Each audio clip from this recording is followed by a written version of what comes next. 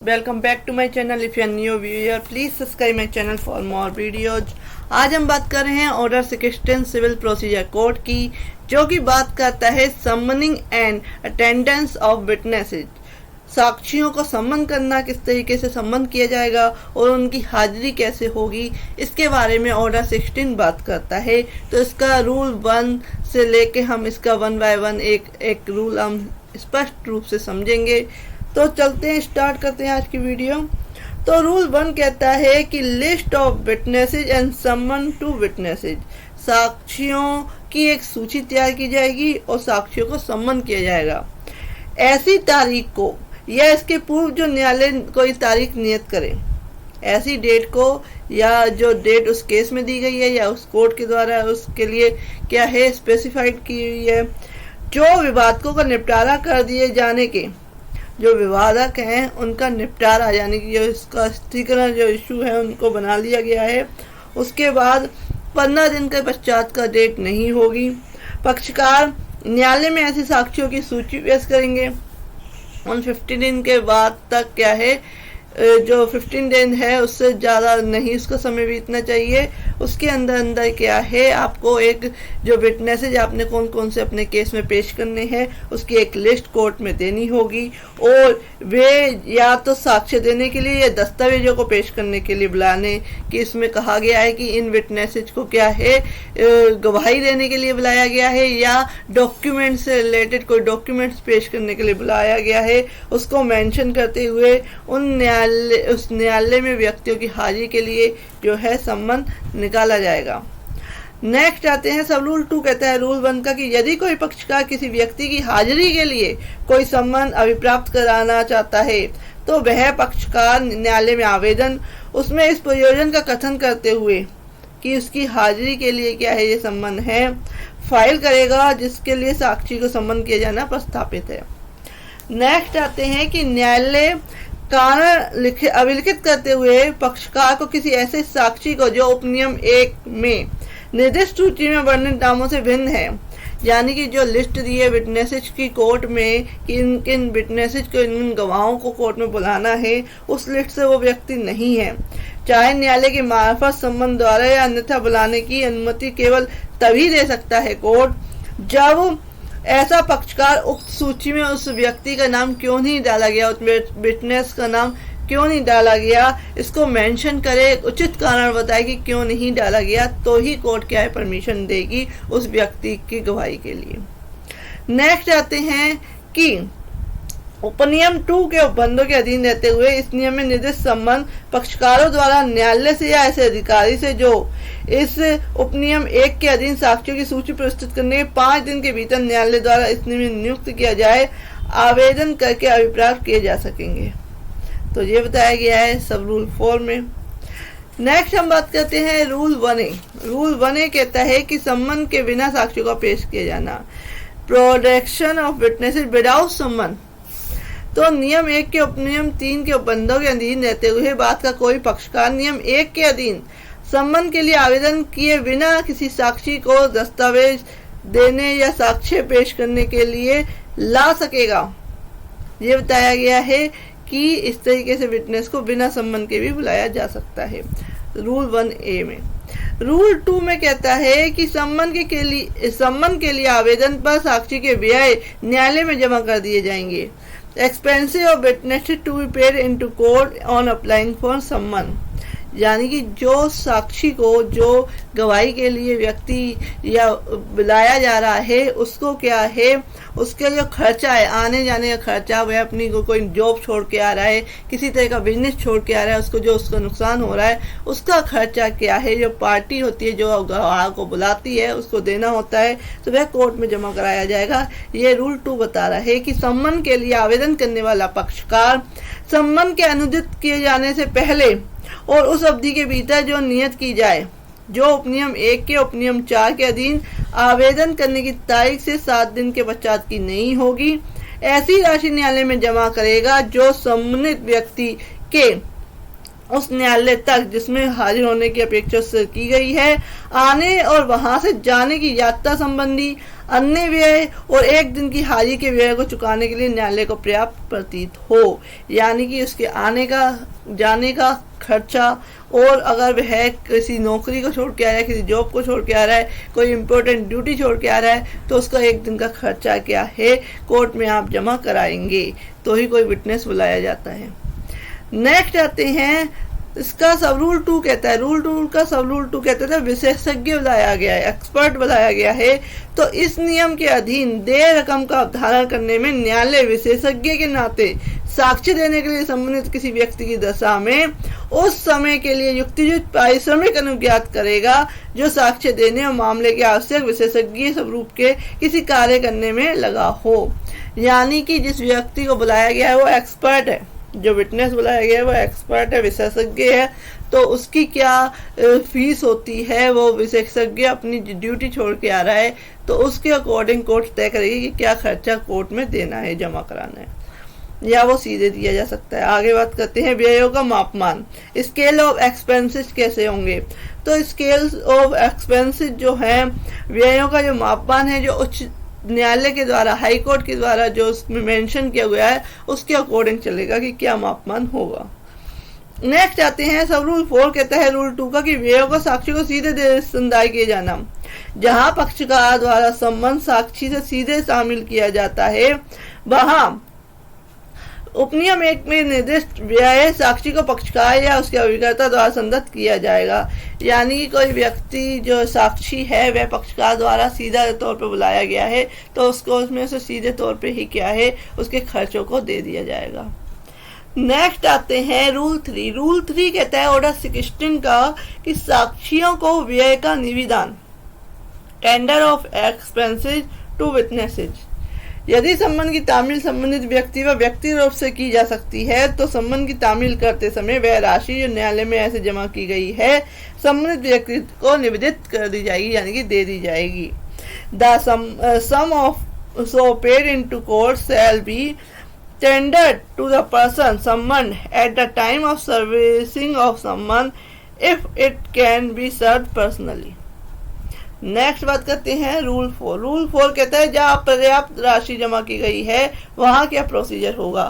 Procedure where insufficient sum paid in, जहां न्यायालय को या ऐसे अधिकारी को जिसे इस नियमित नियुक्त किया जाता है यह प्रतीत होता है कि न्यायालय में जमा की गई राशि ऐसे व्ययों या युक्तियुक्त परिश्रमिक को पूरा करने के लिए पर्याप्त नहीं है, कि जो राशि दी गई है वो सफिशिएंट नहीं है, वह पूरी तरीके से अपर्याप्त है, तो उस केस में कि ये प्रोसीजर जो होगा कि वहां न्यायालय संबंधित व्यक्ति को ऐसे अतिरिक्त राशि दिए जाने के लिए निर्देश दे सकेगा।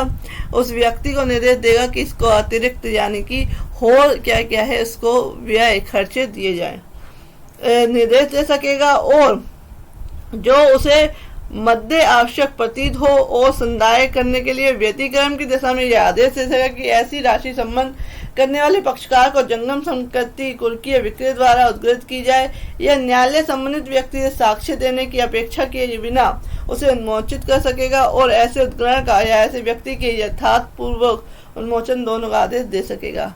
यानी कि वह राशि नहीं दे पाया है तो उसकी संपत्ति कुर्की या विक्रय के लिए क्या है, जंगम संपत्ति जो है मूवेबल प्रॉपर्टी है उसकी कुर्की या विक्रय के लिए क्या है ऑर्डर कर सकता है, या अगर वह कहते हैं वो पर्याप्त राशि को क्या है कोर्ट में जमा नहीं करता या उस व्यक्ति को नहीं देता है ऑर्डर करने के बाद भी, तो इस तरीके का क्या है कोर्ट ऑर्डर कर सकती है। रूल 4 का सब रूल 2 कहता है कि एक दिन से अधिक रोके जाने पर साक्षी को व्यय कि जो विटनेस है expenses of witness detained more than 1 day, यानी एक दिन से ज्यादा उन साक्षी को रोका गया है। जहां संबंधित व्यक्ति को एक दिन से अधिक अवधि के लिए रोका रखना आवश्यक है वहां न्यायालय समय समय पर उस पक्षकार की जिसकी प्रेरणा से वह संबंधित व्यक्ति किया गया था न्यायालय में ऐसी राशि जमा करने का आदेश दे सकेगा जो ऐसी अतिरिक्त अवधि के लिए उसके रोके रखने के व्यय को चुकाने के लिए पर्याप्त हो, और ऐसी निष्क्षेप करने में व्यतिक्रम होने पर आदेश दे सकेगा कि ऐसी राशि ऐसे पक्षकार की जंगम संपत्ति कुर्की या विक्रय के द्वारा उद्धृत की जाए। ली जाए और न्यायालय संबंधित व्यक्ति से साक्ष्य देने की अपेक्षा किए बिना उसे उन्मोचित कर सकेगा और ग्रहण का या ऐसे व्यक्ति के यथार्थपूर्ण उन्मोचन का दोनों का आदेश दे सकेगा कि उसे गवाही देने से मना कर सकता है कि आप गवाही ना दे या जो भी है इस तरीके का ऑर्डर कर सकता है। अगर वह पर्याप्त राशि नहीं देता है, 1 दिन से ज़्यादा रोक दिया जाता है उस व्यक्ति को, संबंधित व्यक्ति को, विटनेस को, तो उसको जो खर्चा है वो देना होगा। ये बताता है रूल 4 का सब रूल 2। अब रूल 5 का बात करते हैं। रूल 5 कहता है कि हाजिरी के लिए इस समय, स्थान और प्रयोजन का संबंध में निर्दिष्ट किया जाना। Time, place and purpose of attendance to be specified in summon. साक्ष्य देने या दस्तावेज पेश करने के किसी व्यक्ति की हाजिरी के लिए हर संबंध में वह समय, स्थान वे निर्दिष्ट होगा जिसमें वह हाजिर होने के लिए अपेक्षित है। और यानी कि जो संबंध किया गया है किसी व्यक्ति को, विटनेस को, तो उसमें जो वह किस जगह उपस्थित होना है और क्या टाइम पे उपस्थित होना है, ये सारा मेंशन करना होगा और जिसमें वह हाजिर होने के लिए अपेक्षित है। और यह भी निर्दिष्ट होगा कि उसकी हाजिरी साक्ष्य देने के प्रयोजन के लिए या दस्तावेज पेश करने के प्रयोजन या दोनों प्रयोजन के लिए अपेक्षित है और ऐसी कोई विनिर्दिष्ट दस्तावेज जिसे पेश करने की संबंधित व्यक्ति से अपेक्षा की गई है संबंध में युक्तिज शुद्धता के साथ वर्णित होगी। यानी कि ये भी मेंशन करना होगा कि वह क्या डॉक्यूमेंट्स के लिए कोर्ट में पेश हो रहा है, डॉक्यूमेंट्स कोर्ट में पेश करने के लिए, या वह गवाही देने के लिए कोर्ट में पेश हो रहा है, तो ये सारा मेंशन करना होगा उस संबंध में। ये कहता है रूल 5, ऑर्डर 16 का रूल 5 ये मेंशन करता है। नेक्स्ट बात करते हैं रूल 6। रूल 6 कहता है दस्तावेज पेश करने के लिए संबंध to produce document. Any person may be summoned to produce a document without being summoned to give evidence, or any person summoned merely to produce a document shall be deemed to have complied with the summons if he caused such document to be produced instead of attending personally to produce the same। यानी कि कोई व्यक्ति साक्ष्य देने के लिए सम्मन किए बिना दस्तावेज पेश करने के लिए सम्मन किया जा सकेगा और केवल दस्तावेज पेश करने के लिए ही सम्मानित कोई भी व्यक्ति यदि उसे पेश करने के लिए स्वयं हाजिर होने के बदले ऐसी दस्तावेज को पेश करवा देता है तो उसके बारे में यह समझा जाएगा कि उसने सम्मान का अनुपालन कर लिया है। यानी कि दस्तावेज पेश करने के लिए किसी व्यक्ति को सम्मान किया गया है, उसके पास कोई डॉक्यूमेंट्स है, कोर्ट कहती है कि आप वो कोर्ट में डॉक्यूमेंट पेश करिए, तो उस केस में क्या है, वह व्यक्ति स्वयं हाजिर ना होकर उस डॉक्यूमेंट्स को कोर्ट में भिजवा देता है किसी के थ्रू। तो जो सम्मन का जो सम्मन किया गया था उस व्यक्ति को, तो वो पूरा माना जाएगा क्योंकि उसने डॉक्यूमेंट्स जो है कोर्ट में भिजवा दिया। ये बताता है रूल 6। रूल 7 कहता है न्यायालय में उपस्थित व्यक्तियों को साक्ष्य देने और दस्तावेज पेश करने के लिए अपेक्षित करने की शक्ति। Power to require person present in court to give evidence and produce documents. न्यायालय में उपस्थित किसी भी व्यक्ति से न्यायालय यह अपेक्षा कर सकेगा कि वह व्यक्ति साक्ष्य दे और ऐसी कोई दस्तावेज पेश करे जो वह समय और उसके कब्जे में शक्ति में है। नेक्स्ट आते हैं रूल 7A। रूल 7A कहता है कि तामील के लिए पक्षकार को सम्मन का दिया जाना। Summons give to party for service. जहाँ न्यायालय किसी व्यक्ति की हाजिरी के लिए सम्मन निकालने के लिए किसी पक्षकार के आवेदन पे ऐसे पक्षकार को उस व्यक्ति पर सम्मन की तामील करने के लिए अनुज्ञा दे सकेगा और ऐसी दशा में उस पक्षकार को तामील के लिए सम्मन परिदत्त कर सकेगा। यानी कि पक्षकार कहता है कि मैं डायरेक्ट उसको क्या है सम्मन दे दूंगा और उसे बुला लूंगा, तो कोर्ट ऐसा करवा सकता है, ऑर्डर कर सकता है। नेक्स्ट आते हैं सब रूल 2। रूल 7A का सब रूल 2 कहता है कि ऐसे सम्मन की तामील ऐसे पक्षकार द्वारा या उसकी ओर से साक्षी को व्यक्तिगत रूप से उसकी एक कॉपी पकड़ाकर जो न्यायाधीश द्वारा या न्यायालय के ऐसे अधिकारी द्वारा जिसे वह इसने नियुक्त करे हस्ताक्षरित हो और न्यायालय की इसमें मुद्रा लगी हो परिदत्त या निर्दित करके की जाएगी। सम्मन की सर्विस कैसे की जाएगी? उस पक्षकार के द्वारा साक्षी को तो उसे एक कॉपी पकड़ा के जिसमें न्यायालय की मुद्रा लगी और हस्ताक्षर हो उस अधिकारी का या कोर्ट का, तो वह सम्मन की सर्विस कर सकता है। नेक्स्ट हम बात करते हैं सब रूल 3। सब रूल 3 कहता है कि ऑर्डर 5 कि नियम 16 और नियम 18 के उपबंध इस अधिनियम के अधीन व्यक्तिगत रूप से तामील किए गए संबंध को इस प्रकार लागू होंगे मानो तामील करने वाला व्यक्ति तामील करने वाला अधिकारी हो। यानी कि जो पक्षकार जो है वह क्या कर रहा है, संबंध की सर्विस कर रहा है, तो उसको ऐसा माना जाएगा कि वह उस अधिकारी हो। इस तरीके से वो काउंट किया जाएगा।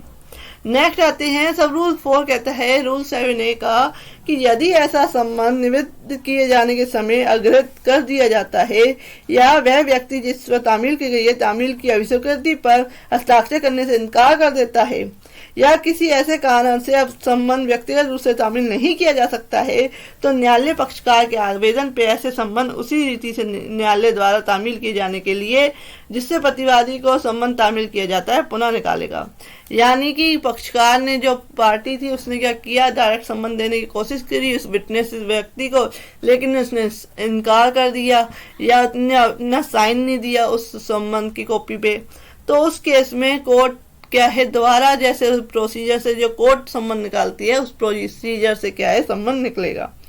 नेक्स्ट आते हैं सब रूल 5 कहता है जहां इस नियम के अधीन पक्षकार द्वारा संबंध तामील किया जाता है वहां पक्षकार से ऐसी फीस संदत करने की अपेक्षा नहीं की जाएगी और जो संबंध की तामील की अन्यथा पर्याप्त हो। यानी कि इस नियम के अधीन जो संबंध किया जा रहा है पक्षकार के द्वारा तो उसमें उसे कोई कोर्ट फीस वगैरह यानी जो खर्चे हैं इसके वो नहीं देने होंगे अगर वह डायरेक्ट क्या है संबंध की सर्विस कर रहा है। नेक्स्ट आते हैं रूल 8। रूल 8 कहता है कि संबंध की तामील कैसे होगी। संबंध हाउ सर्व्ड इस आदेश के अधीन हर संबंध की तामील जो नियम 7 का के अधीन पक्षकार को तामील के लिए परिदत्त नहीं है जहां तक संभव हो सके वैसी ही रीति से की जाएगी जैसे प्रतिवादी के नाम निकले गए संबंध की तामील की जाती है। और आदेश 5 के वे नियम जो तामील के लिए सबूत से संबंधित है उन सभी संबंधों की दशा में लागू होंगे जिसकी तामील इस नियम के अधीन की गई है।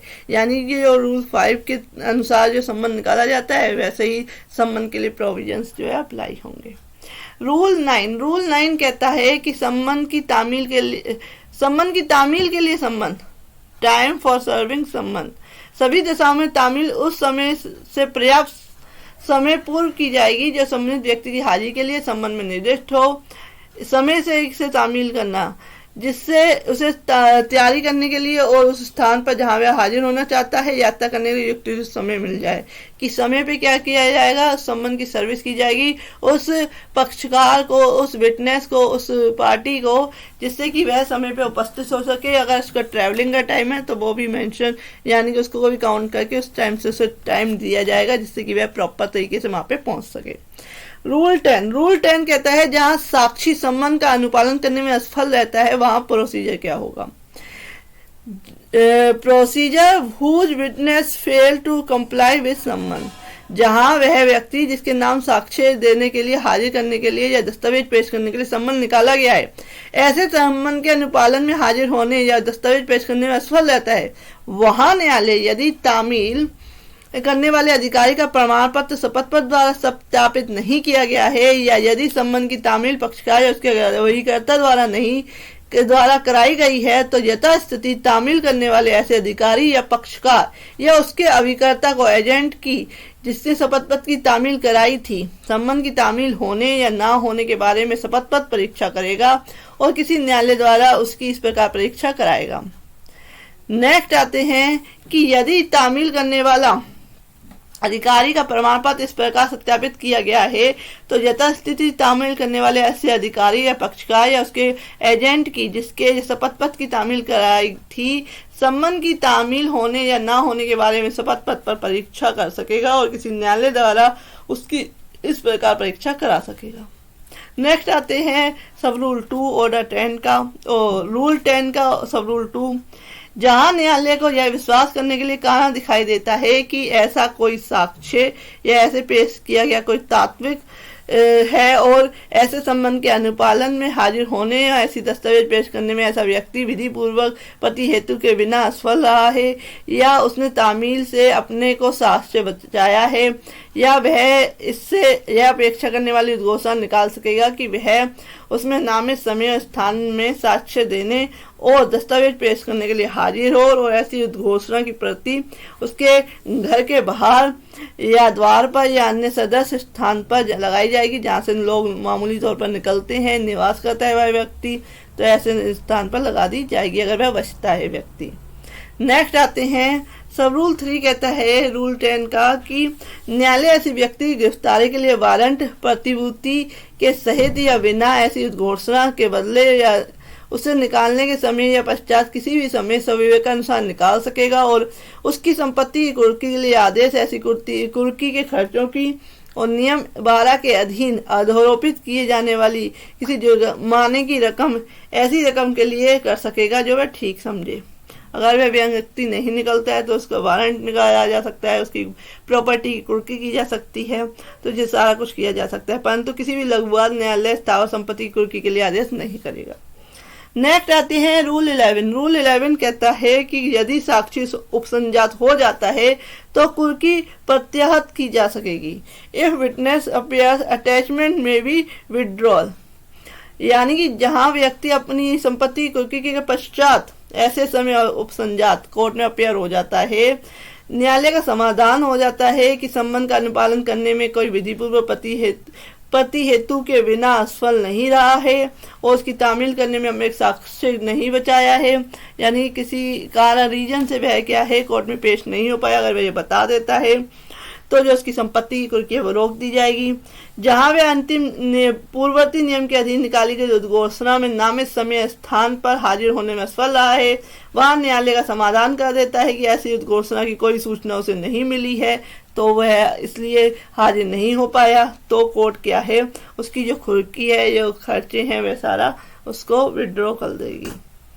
नेक्स्ट आते हैं रूल 12। रूल 12 कहता है यदि साक्षी उपसंजात होने में असफल रहता है तो प्रक्रिया procedure if witnesses fails to appear, जहां ऐसा व्यक्ति उपसंजात नहीं होता या उपसंजात तो होता है किंतु न्यायालय का समाधान करने में असफल रहता है, वहां न्यायालय उसकी सांसारिक स्थिति और मामले की सभी परिस्थितियों को ध्यान में रखते हुए 500 रुपये से अनधिक ऐसे जुर्माना उस पर आरोपित कर सकेगा और वह ठीक समझे, और इस प्रयोजन के लिए यदि कोई उपयुक्त जुर्माना हो या जुर्माने की रकम के सहित ऐसी कुर्की के सभी खर्चों को चुकाया जा सके या आदेश दे सकेगा कि उसकी संपत्ति या उसका कोई भाग कुर्क किया जाए और उसका विक्रय किया जाए, या यदि पहले के नियम 10 के अधीन कुर्क किया जा चुका है तो उसका विक्रय किया जाए, तो इस तरह का ऑर्डर कर सकता है। परंतु यदि वह व्यक्ति जिसकी हाजिरी अपेक्षित है उक्त खर्चे जुर्माने को न्यायालय में जमा कर देता है तो न्यायालय संपत्ति की कुर्की से निर्मुक्त किए जाने का ऑर्डर कर सकेगा। नेक्स्ट बात करते हैं सब रूल 2। सब रूल 2 कहता है रूल 12 का इस बात के होते हुए भी कि न्यायालय ना तो नियम 10 के अधीन 2 उद्घोषणा निकाली है, ना उस नियम के उपनियम 3 के अधीन वारंट निकाला है, ना कुर्की का आदेश दिया गया है। न्यायालय ऐसे व्यक्ति को यह हेतु ग्रसित करने के लिए सूचना देने के पश्चात कि जुर्माना क्यों नहीं आरोपित किया जाए, उस पर क्यों न जुर्माना लगाया जाए, इस तरीके से वह कोर्ट में अपेयर नहीं हुआ तो इस नियम के अधीन 1 के जुर्माना आरोपित कर सकता है। नेक्स्ट हम बात करते हैं कुर्की करने का ढंग क्या होगा। मोड ऑफ अटैचमेंट, डिक्री के निष्पादन में संपत्ति की कुर्की या विक्रय के लिए उपबंध जहां तक कि वह नियम लागू होने योग्य हो, इस आदेश के अधीन किसी कुर्की या विक्रय को उसी प्रकार लागू होंगे मानो ये वह व्यक्ति जिसकी संपत्ति इस प्रकार कुर्क की गई है वो निर्णय ऋणी हो। जैसे निर्णय ऋणी के लिए कुर्की की जाती है उस तरीके के रूल्स इसमें अप्लाई होंगे। नेक्स्ट आते हैं रूल 14। रूल 14 कहता है कि जो व्यक्ति बाद में पर व्यक्ति है उसे न्यायालय साक्षी के रूप में सप्रेरणा से संबंध कर सकेगा। हाजिरी कोर्ट में भी it's on a court summon as witnesses strangers to suit. हाजिर और उपस्थिति के बारे में संहिता के उपबंध और समय प्रवृत्त किसी विधि के अधीन रहते हुए जहां न्यायालय किसी भी समय यह आवश्यक समझता है कि किसी ऐसे व्यक्ति की परीक्षा की जाए जिसके अंतर्गत वाद का पक्षकार भी है या जो वाद के पक्षकार द्वारा साक्षी के रूप में नहीं बुलाया गया है, वहां न्यायालय स्वप्रेरणा से खुद से क्या है ऐसे व्यक्ति को या ऐसे दिन को जो नियत किया जाए साक्ष्य देने के लिए और उसके कब्जे में कोई भी दस्तावेज है उसे पेश करने के लिए साक्षी के रूप में सम्मन करवा सकेगा और साक्षी के रूप में उसकी परीक्षा करा सकेगा और उसकी दस्तावेज पेश करने के लिए अपेक्षा कर सकेगा। ये बताता है रूल 14। रूल 15 क्या कहता है? उन व्यक्तियों का कर्तव्य जो साक्ष्य देने या दस्तावेज पेश करने के लिए सम्मन किए गए हैं। ठीक ऊपर वाले नियम के अधीन रहते हुए कोई व्यक्ति जो किसी केस में अपेयर होने या साक्ष्य देने के लिए सम्मन किया गया है वह उस प्रयोजन के लिए सम्मन में नामित समय या स्थान में हाजिर होगा और कोई दस्तावेज पेश करने के लिए सम्मन किया गया है ऐसे समय पर और ऐसे स्थान पर जो पेश करने के लिए हाजिर होगा और पेश कराएगा। नेक्स्ट आते हैं रूल 16। वे कब प्रस्थान कर सकेंगे? व्हेन दे में डिपार्ट। इस प्रकार संबंधित हाजिर होने वाला व्यक्ति जब तक कि न्यायालय अन्यथा निर्देश ना करे हर एक सुनवाई में जब तक हाजिर होता रहेगा जब तक कि बात का निपटारा ना हो जाए। सब रूल 2 कहता है कि दोनों पक्षकारों में से किसी भी आवेदन पर या न्यायालय के मार्फत समस्त आवश्यक व्ययों के संदत किए जाने पर न्यायालय इस प्रकार संबंधित हाजिर होने वाले किसी व्यक्ति से अपेक्षा कर सकेगा कि वह अगली या किसी अन्य सुनवाई में या तब तक जब तक कि बात का निपटारा पूरी तरह से ना हो जाए हाजिर होने के लिए प्रतिभूति दे और ऐसी प्रतिभूति देने या उसके व्यतिक्रय करने का आदेश पर कर सकेगा कि इसे सिविल कारागार में प्रवृत्त किया जाए। नेक्स्ट आते हैं रूल 17। रूल 17 कहता है कि नियम 10 के नियम 13 तब का लागू होना। रूल 10 से रूल 13 तक के बंदों के बारे में जहां तक कि वे लागू होने योग्य हैं यह समझा जाएगा कि वे किसी भी ऐसे व्यक्ति को लागू होते हैं जो सम्मन के अनुपालन में हाजिर होने और नियम 16 के उल्लंघन के विधिपूर्व प्रति हेतु के बिना प्रस्थान कर गया है। नेक्स्ट आते हैं रूल 18। रूल 18 कहता है कि जहां पकड़ा गया साक्षी साक्ष्य नहीं दे सकता या दस्तावेज पेश नहीं कर सकता वहां क्या प्रक्रिया होगी। वारंट के अधीन गिरफ्तार किया गया व्यक्ति न्यायालय के समक्ष अभिरक्षा में लाया जाता है और पक्षकार की या उसमें से किसी की अनुपस्थिति के कारण वह ऐसा साक्ष्य नहीं दे सकता है या ऐसी दस्तावेज पेश नहीं कर सकता है जिसे देने या पेश करने के लिए वह सम्मन किया गया था।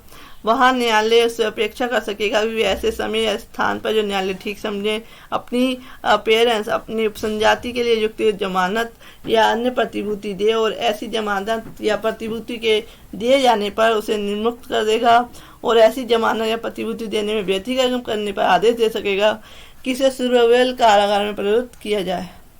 कि यह पकड़ा गया है सम्मन के लिए व्यक्ति विटनेस जो है और वह डॉक्यूमेंट्स पेश करने के लिए वह असफल रहता है तो उसे एक बॉन्ड या प्रतिभूति सिक्योरिटी ली जाएगी जिससे कि वह कोर्ट में जब भी उसे बुलाया जाए तो वह हाजिर हो, या उसे अगर नहीं करता है तो कोर्ट के सिविल कारागार में प्रविरुद्ध कर दिया जाएगा, जेल में डाल दिया जाएगा।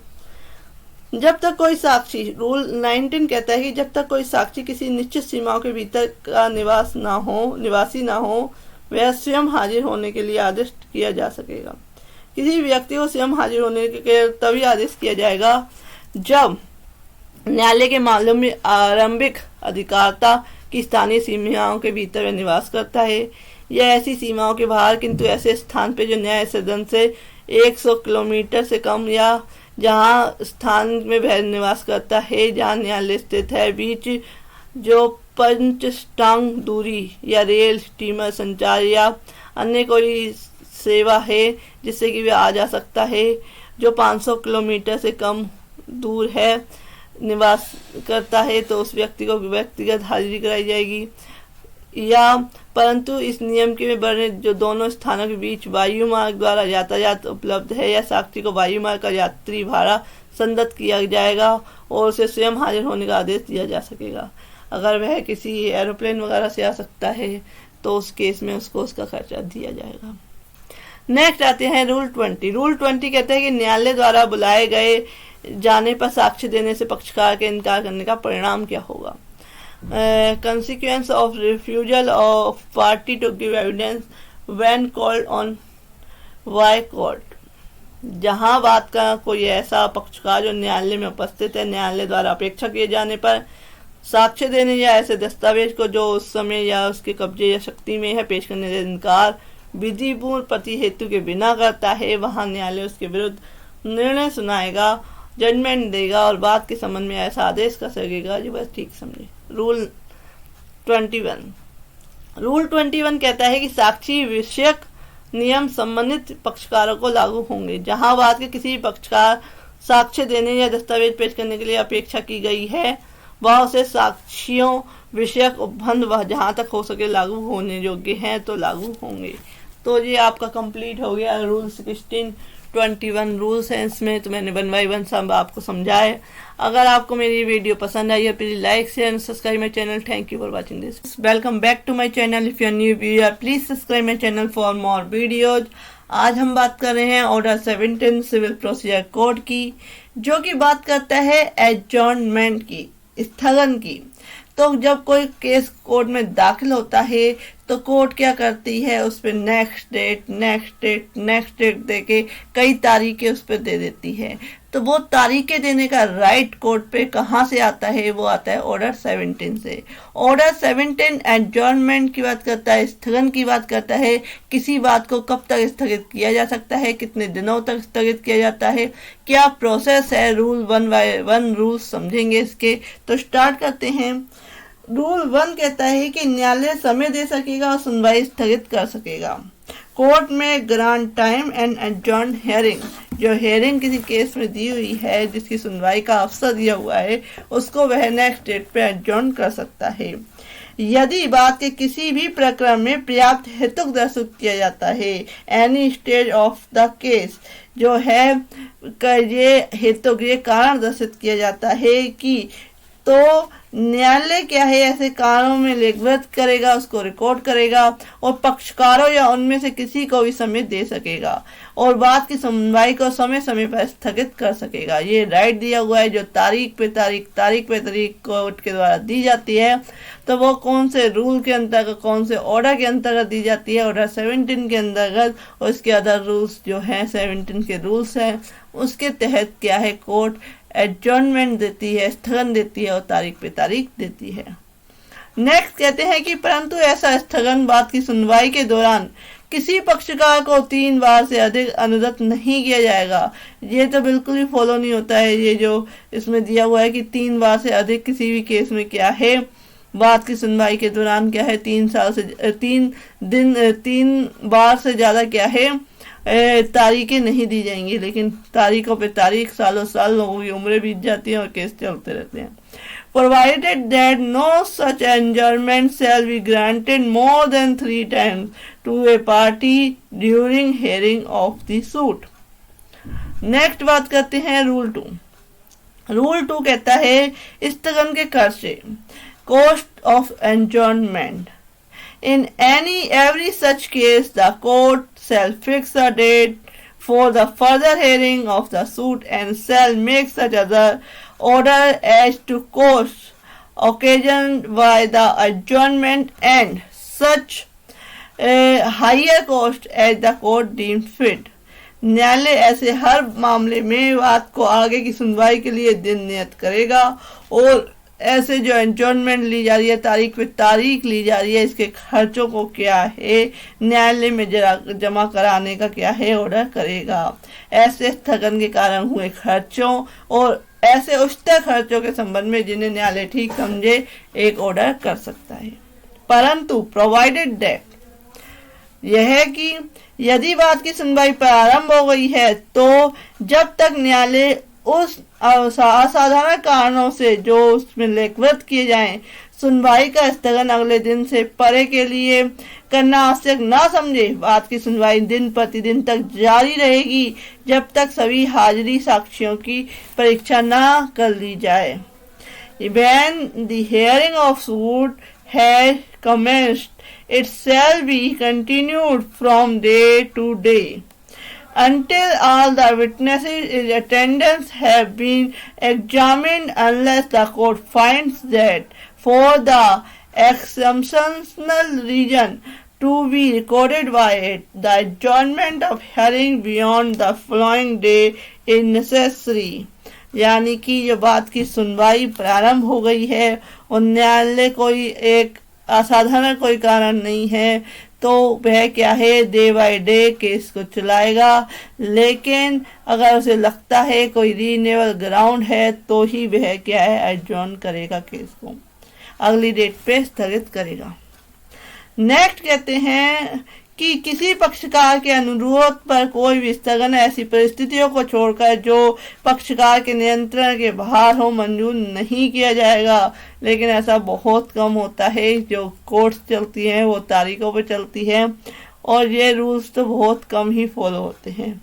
No adjournment shall be granted at the request of a party except where the circumstances are beyond the control of that party। Next आते हैं कि यह तथ्य स्थगन के लिए आधार नहीं माना जाएगा कि किसी पक्षकार का प्लीडर दूसरे न्यायालय में व्यस्त है। और यह रीजन ग्राउंड्स तो लिया जाता है कि जो वकील है वो किसी अदर केस में व्यस्त है, तो आप क्या है एक तारीख दे दीजिए, उस पे क्या है हमारा वकील जो है केस लड़ेगा। लेकिन इसमें बताया गया है कि यह तथ्य स्थगन के लिए आधार नहीं माना जाएगा कि किसी पक्षकार का प्लीडर दूसरे न्यायालय में व्यस्त है। The fact that the pleader of the party is engaged in another court shall not be a ground for adjournment। स्थगन के लिए ये आधार नहीं माना जाएगा।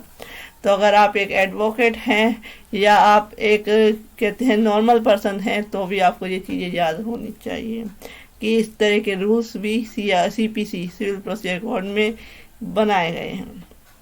नेक्स्ट बात करते हैं कि जहां प्लीडर की यानी कि वह बीमार है या दूसरे न्यायालय में उसके व्यस्त होने से भिन्न कारण से मुकदमे का संचालन करने में या उसकी असमर्थता को स्थगन के लिए एक आधार के रूप में पेश किया जाता है, वह न्यायालय जब तक स्थगन नामंजूर नहीं करेगा जब तक उसका यह समाधान नहीं हो जाता कि ऐसे स्थगन के लिए आवेदन करने वाला पक्षकार समय पर दूसरा प्लीडर मुकर्रर नहीं कर सकता। यानी कि इसका जो प्लीडर है वह बीमार हो चुका है या वह किसी न्यायालय में नहीं किसी अदर कारण से क्या है मुकदमे का संचालन करने में, केस को लड़ने में असमर्थ है, तो कोर्ट तभी एडजॉर्न करेगी उस डेट को जबकि वह एक उचित कारण बताए कि वह दूसरा जो है वकील या दूसरा प्लीडर उस केस में नहीं ला सकता था, तो ही एडजॉर्न होगा।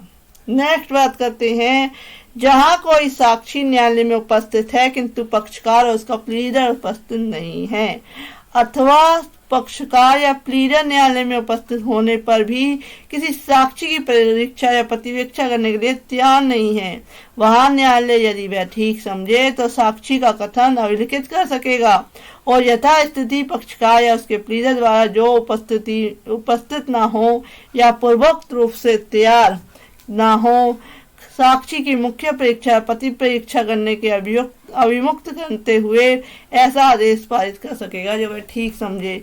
यानी कि साक्षी न्यायालय में उपस्थित है किंतु उसका जो पक्षकार है या उसका प्लीडर है वह उपस्थित नहीं है, या पक्षकार प्लीडर न्यायालय में उपस्थित है लेकिन वह गवाही किसी की गवाही लेने के लिए उसकी एग्जामिनेशन क्रॉस एग्जामिनेशन करने के लिए अभी प्रिपेयर नहीं है, तो उस केस में कोर्ट क्या है डिसीजन दे सकती है, ऑर्डर कर सकती है कि उस साक्षी की परीक्षा ले सकती है और साथ ही साथ उसे मुक्त कर सकती है कि वह इस तरह की परीक्षा ना दे। नेक्स्ट आते हैं कि रूल 2 कहता है कि यदि पक्षकार नियत दिन पर संजात होने में असफल रहते हैं तो प्रक्रिया procedure if party fails to appear on day fixed. जात की सुनवाई जिस दिन के लिए स्थगित हुई है, जिस दिन एडजॉर्न हुआ है केस और नेक्स्ट डेट दे दी गई है, यदि उस दिन पक्षकार या उनमें से कोई उपसंजात होने में असफल रहते हैं और तो न्यायालय आदेश 9 ऑर्डर 9 द्वारा उस निर्दिष्ट ढंगों में से एक से बात का निपटारा करने के लिए अग्रसर हो सकेगा और ऐसा अन्य आदेश कर सकेगा जो वह ठीक समझे। Procedure if party fail to appear on day fixed where on any day to which the hearing of the suit is adjourned, the party and any of them fail to appear, the court may proceed to dispose of the suit in one of the modes direct in their behalf by order 9 and make such other order as it thinks fit। तो वह किसी अन्य तरह का भी आदेश कर सकती है। इसका क्लेरिफिकेशन दिया हुआ है, स्पष्टीकरण दिया हुआ है कि जहां किसी पक्षकार का साक्ष्य या साक्ष्य का पर्याप्त भाग पहले ही अभिलिखित किया जा चुका है या ऐसे पक्षकार किसी ऐसे दिन जिस दिन के लिए बात की सुनवाई स्थगित की गई है ऑप्शन जात होने में असफल रहता है, वह न्यायालय स्वविवेकानुसार उस मामले में इस प्रकार अग्रसर हो सकेगा मानो ऐसा पक्षकार उपस्थित हो, यानी कि जो उसकी साक्ष्य है वो लिया जा चुका है, उसको रिकॉर्ड में देखा जा चुका है और उसके बाद क्या है वह कोर्ट में अपीयर नहीं हो पाता, तो उसको यह माना जाएगा कि आगे की प्रोसीडिंग कंटिन्यू रहेगी और माना जाएगा कि वो पक्षकार जैसे उपस्थित हो। नेक्स्ट आते हैं रूल 3। रूल 3 कहता है, ये लास्ट रूल है ऑर्डर 17 का, कि पक्षकारों में से किसी पक्षकार के साक्ष्य आदि पेश करने में असफल रहने पर भी न्यायालय आगे कार्रवाई कर सकेगा। जहां बात का कोई ऐसा पक्षकार जिसे समय अनुदत्त किया गया है अपना साक्ष्य पेश करने में क्या है या अपने साक्षी की हाजिरी कराने में, बात की आगे प्रगति करने में, आवश्यक कोई ऐसा अन्य कार्य करने में जिसके लिए समय अनुग्राह किया गया है असफल रहता है, वह न्यायालय व्यतिक्रम के होते हुए भी यदि पक्षकार उपस्थित हो तो बात को तत्क्षण निश्चित करने के लिए अग्रसर हो सकेगा, यानी उसका तुरंत निपटारा करने के लिए अग्रसर हो सकेगा। यदि पक्षकार या उसमें से कोई अनुपस्थित हो तो नियम 2 के अधीन कार्यवाही कर सकेगा। तो इस तरीके के राइट्स जो दिए हुए हैं, कोर्ट में proceed notwithstanding either party fails to produce evidence extra where any party to a suit to whom time has been granted fails to produce his evidence and to cause to attendance of his witnesses or to perform any other act necessary to further progress of the suit for which time has been allowed, the court may not withstanding such default, if the party are present, proceeds to decide the suit forthwith, or if the parties are and any of them is absent, proceeds under rule 2। तो इस तरीके से कार्रवाई कर सकती है। तो enjoyment जो स्थगन है उसका जो प्रोविजन है ऑर्डर 17 में, उसके 3 रूल्स हैं। तो फ्रेंड्स, इसी के कारण क्या है तारीख पे इतने छोटे ऑर्डर पे इतनी ज़्यादा तारीखें मिलती हैं। So if you like my video, please like, share and subscribe my channel. Thank you for watching this video. Please welcome back to my channel. If you are new here, please subscribe my channel for more videos. आज हम बात कर रहे हैं order 18 civil procedure code की, जो कि बात करता है hearing of the suit and examination of witnesses.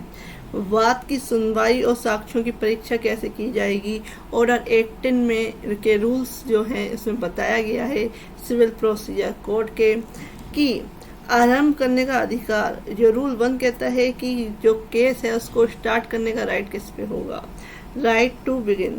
तो आरंभ करने का जो अधिकार है, the plaintiff has the right to begin unless the defendant admit the facts alleged by the plaintiffs and contends that either in points of law and on some additional facts alleged by the defendant, the plaintiff is not entitled to any part of the relief which he seeks, in which case the defendant has the right to begin। जो तकरीबन केसों में क्या है, जो वादी है वो केस को स्टार्ट करेगा, लेकिन कई परिस्थितियों में क्या है प्रतिवादी जो है अगर वह वादी के फैक्ट्स को स्वीकार लेता है और उसके कुछ पार्ट को कहता है कि जो वादी है वह इसका हकदार नहीं है, तो उस केस में प्रतिवादी को केस को प्रारंभ करने का अधिकार होगा। नेक्स्ट आते हैं रूल 2। रूल 2 कहता है statement and production of evidence, कथन और साक्ष्य का पेश किया जाना। तो कथन और साक्ष्य का पेश किया जाना on the day fixed for the hearing of the suit and on any other day to which the hearing is adjourned, the party having the right to begin shall state his case and produce his evidence in support of the issue which he is bound to prove।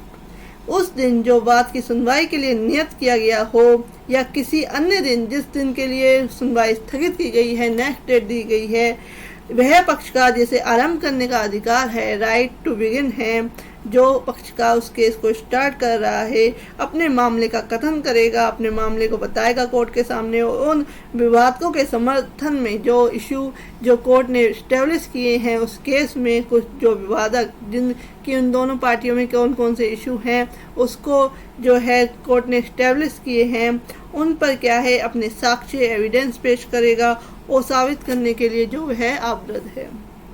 Next आते हैं इसका rule 2 का सब rule 2 कहता है कि जब दूसरा पक्षकार the other party shall then state his case and produce his evidence if any the may then address the court generally on the whole case.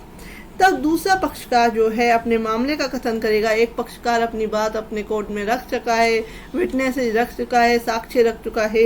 अब दूसरा पक्षकार क्या है अपने मामले को कोर्ट को बताएगा और अपने साक्ष्य जो उसके पास हो पेश करेगा और तब पूरे मामले के लिए सनातन न्यायालय को संबोधित करेगा, न्यायालय को उसके बारे में संबोधित करेगा।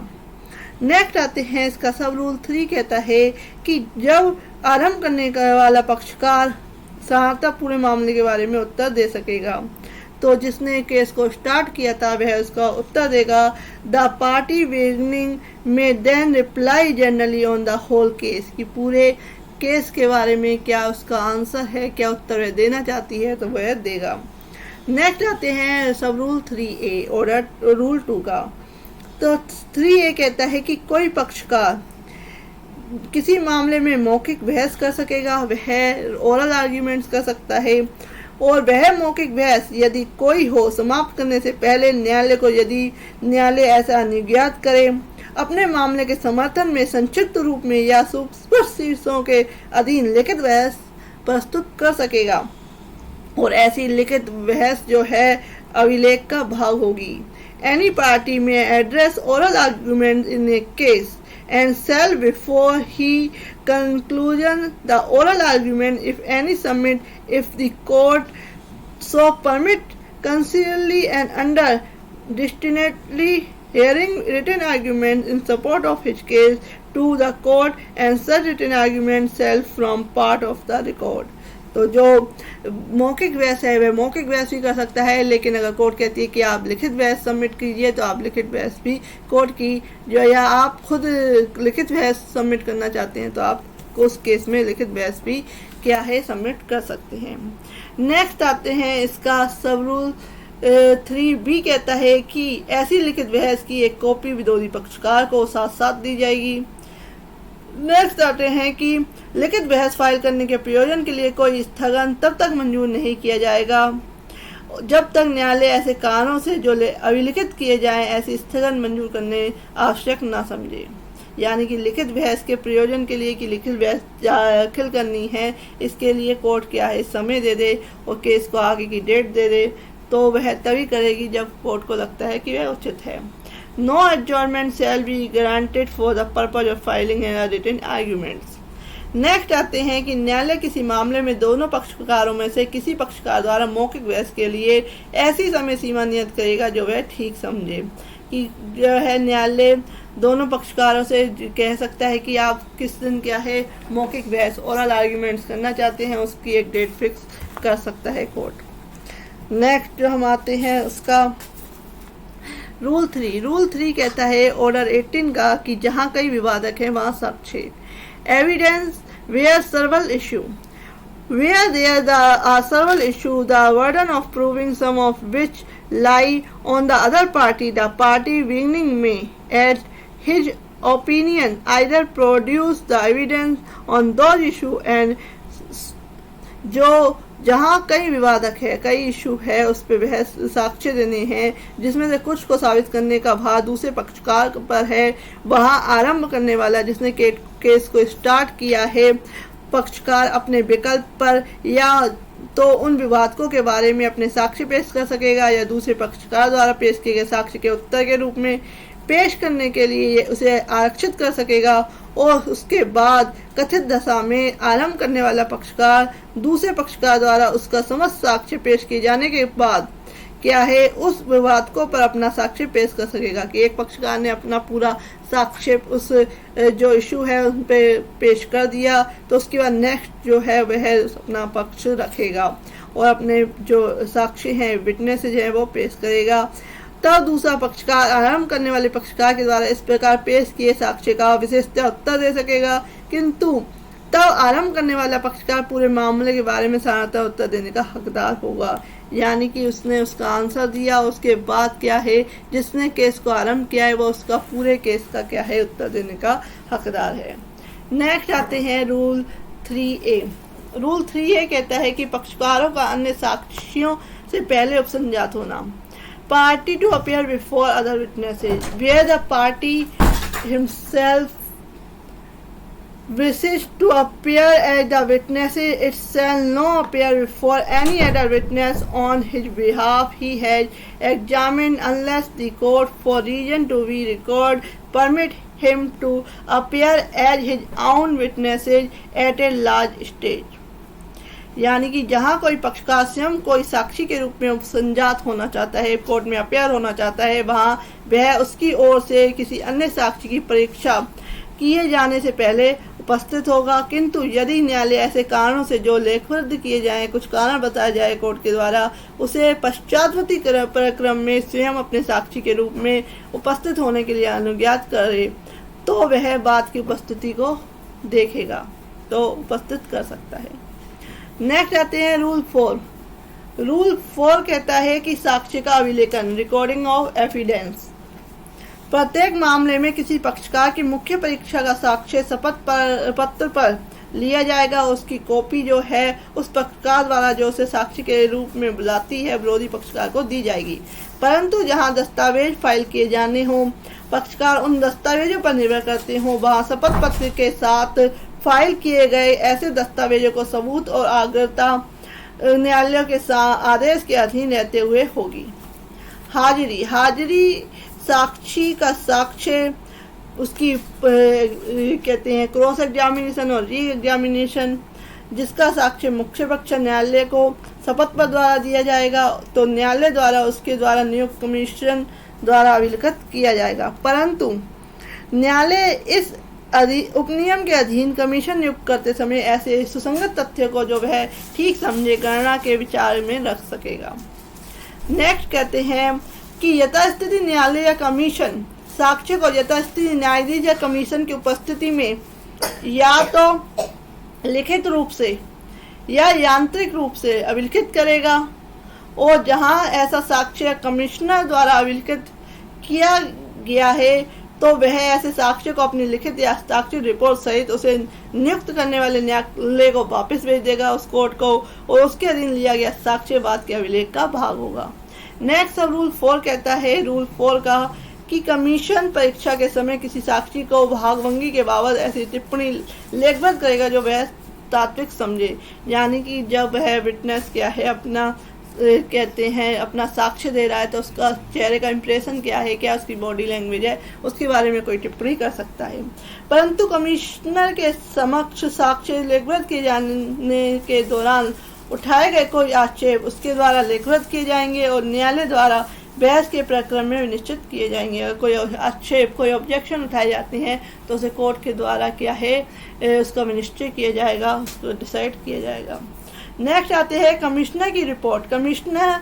कमीशन निकालने की तारीख से 60 दिन के भीतर कमीशन नियुक्त करने वाले न्यायालय को प्रस्तुत की जाएगी। 60 दिन के अंदर जो कमीशन निकाला है वह अपनी रिपोर्ट दाखिल करेगा, और सिवाय तब के न्यायालय लेखबद्ध किए जाने वाले कारणों के समय का विस्तार कर दे, लेकिन कुछ कंडीशन में उसको बढ़ाया जा सकता है। नेक्स्ट आते हैं सब रूल 5। सब रूल 6 कहता है कि यथास्थिति उच्च न्यायालय या जिला न्यायालय इस नियम के अधीन साक्ष्य लेखबद्ध करने के लिए कमीशन का एक पैनल तैयार करेगा। सब रूल 7 कहता है कि न्यायालय साधारण और विशेष आदेश द्वारा कमीशन की सेवाओं के लिए पारिश्रमिक के रूप में संदत्त की जाने वाली रकम निर्धारित करेगा। जो कमीशन निकाला है उसके जो खर्चे हैं उसको क्या रकम देनी है उसको क्या निश्चित करेगा।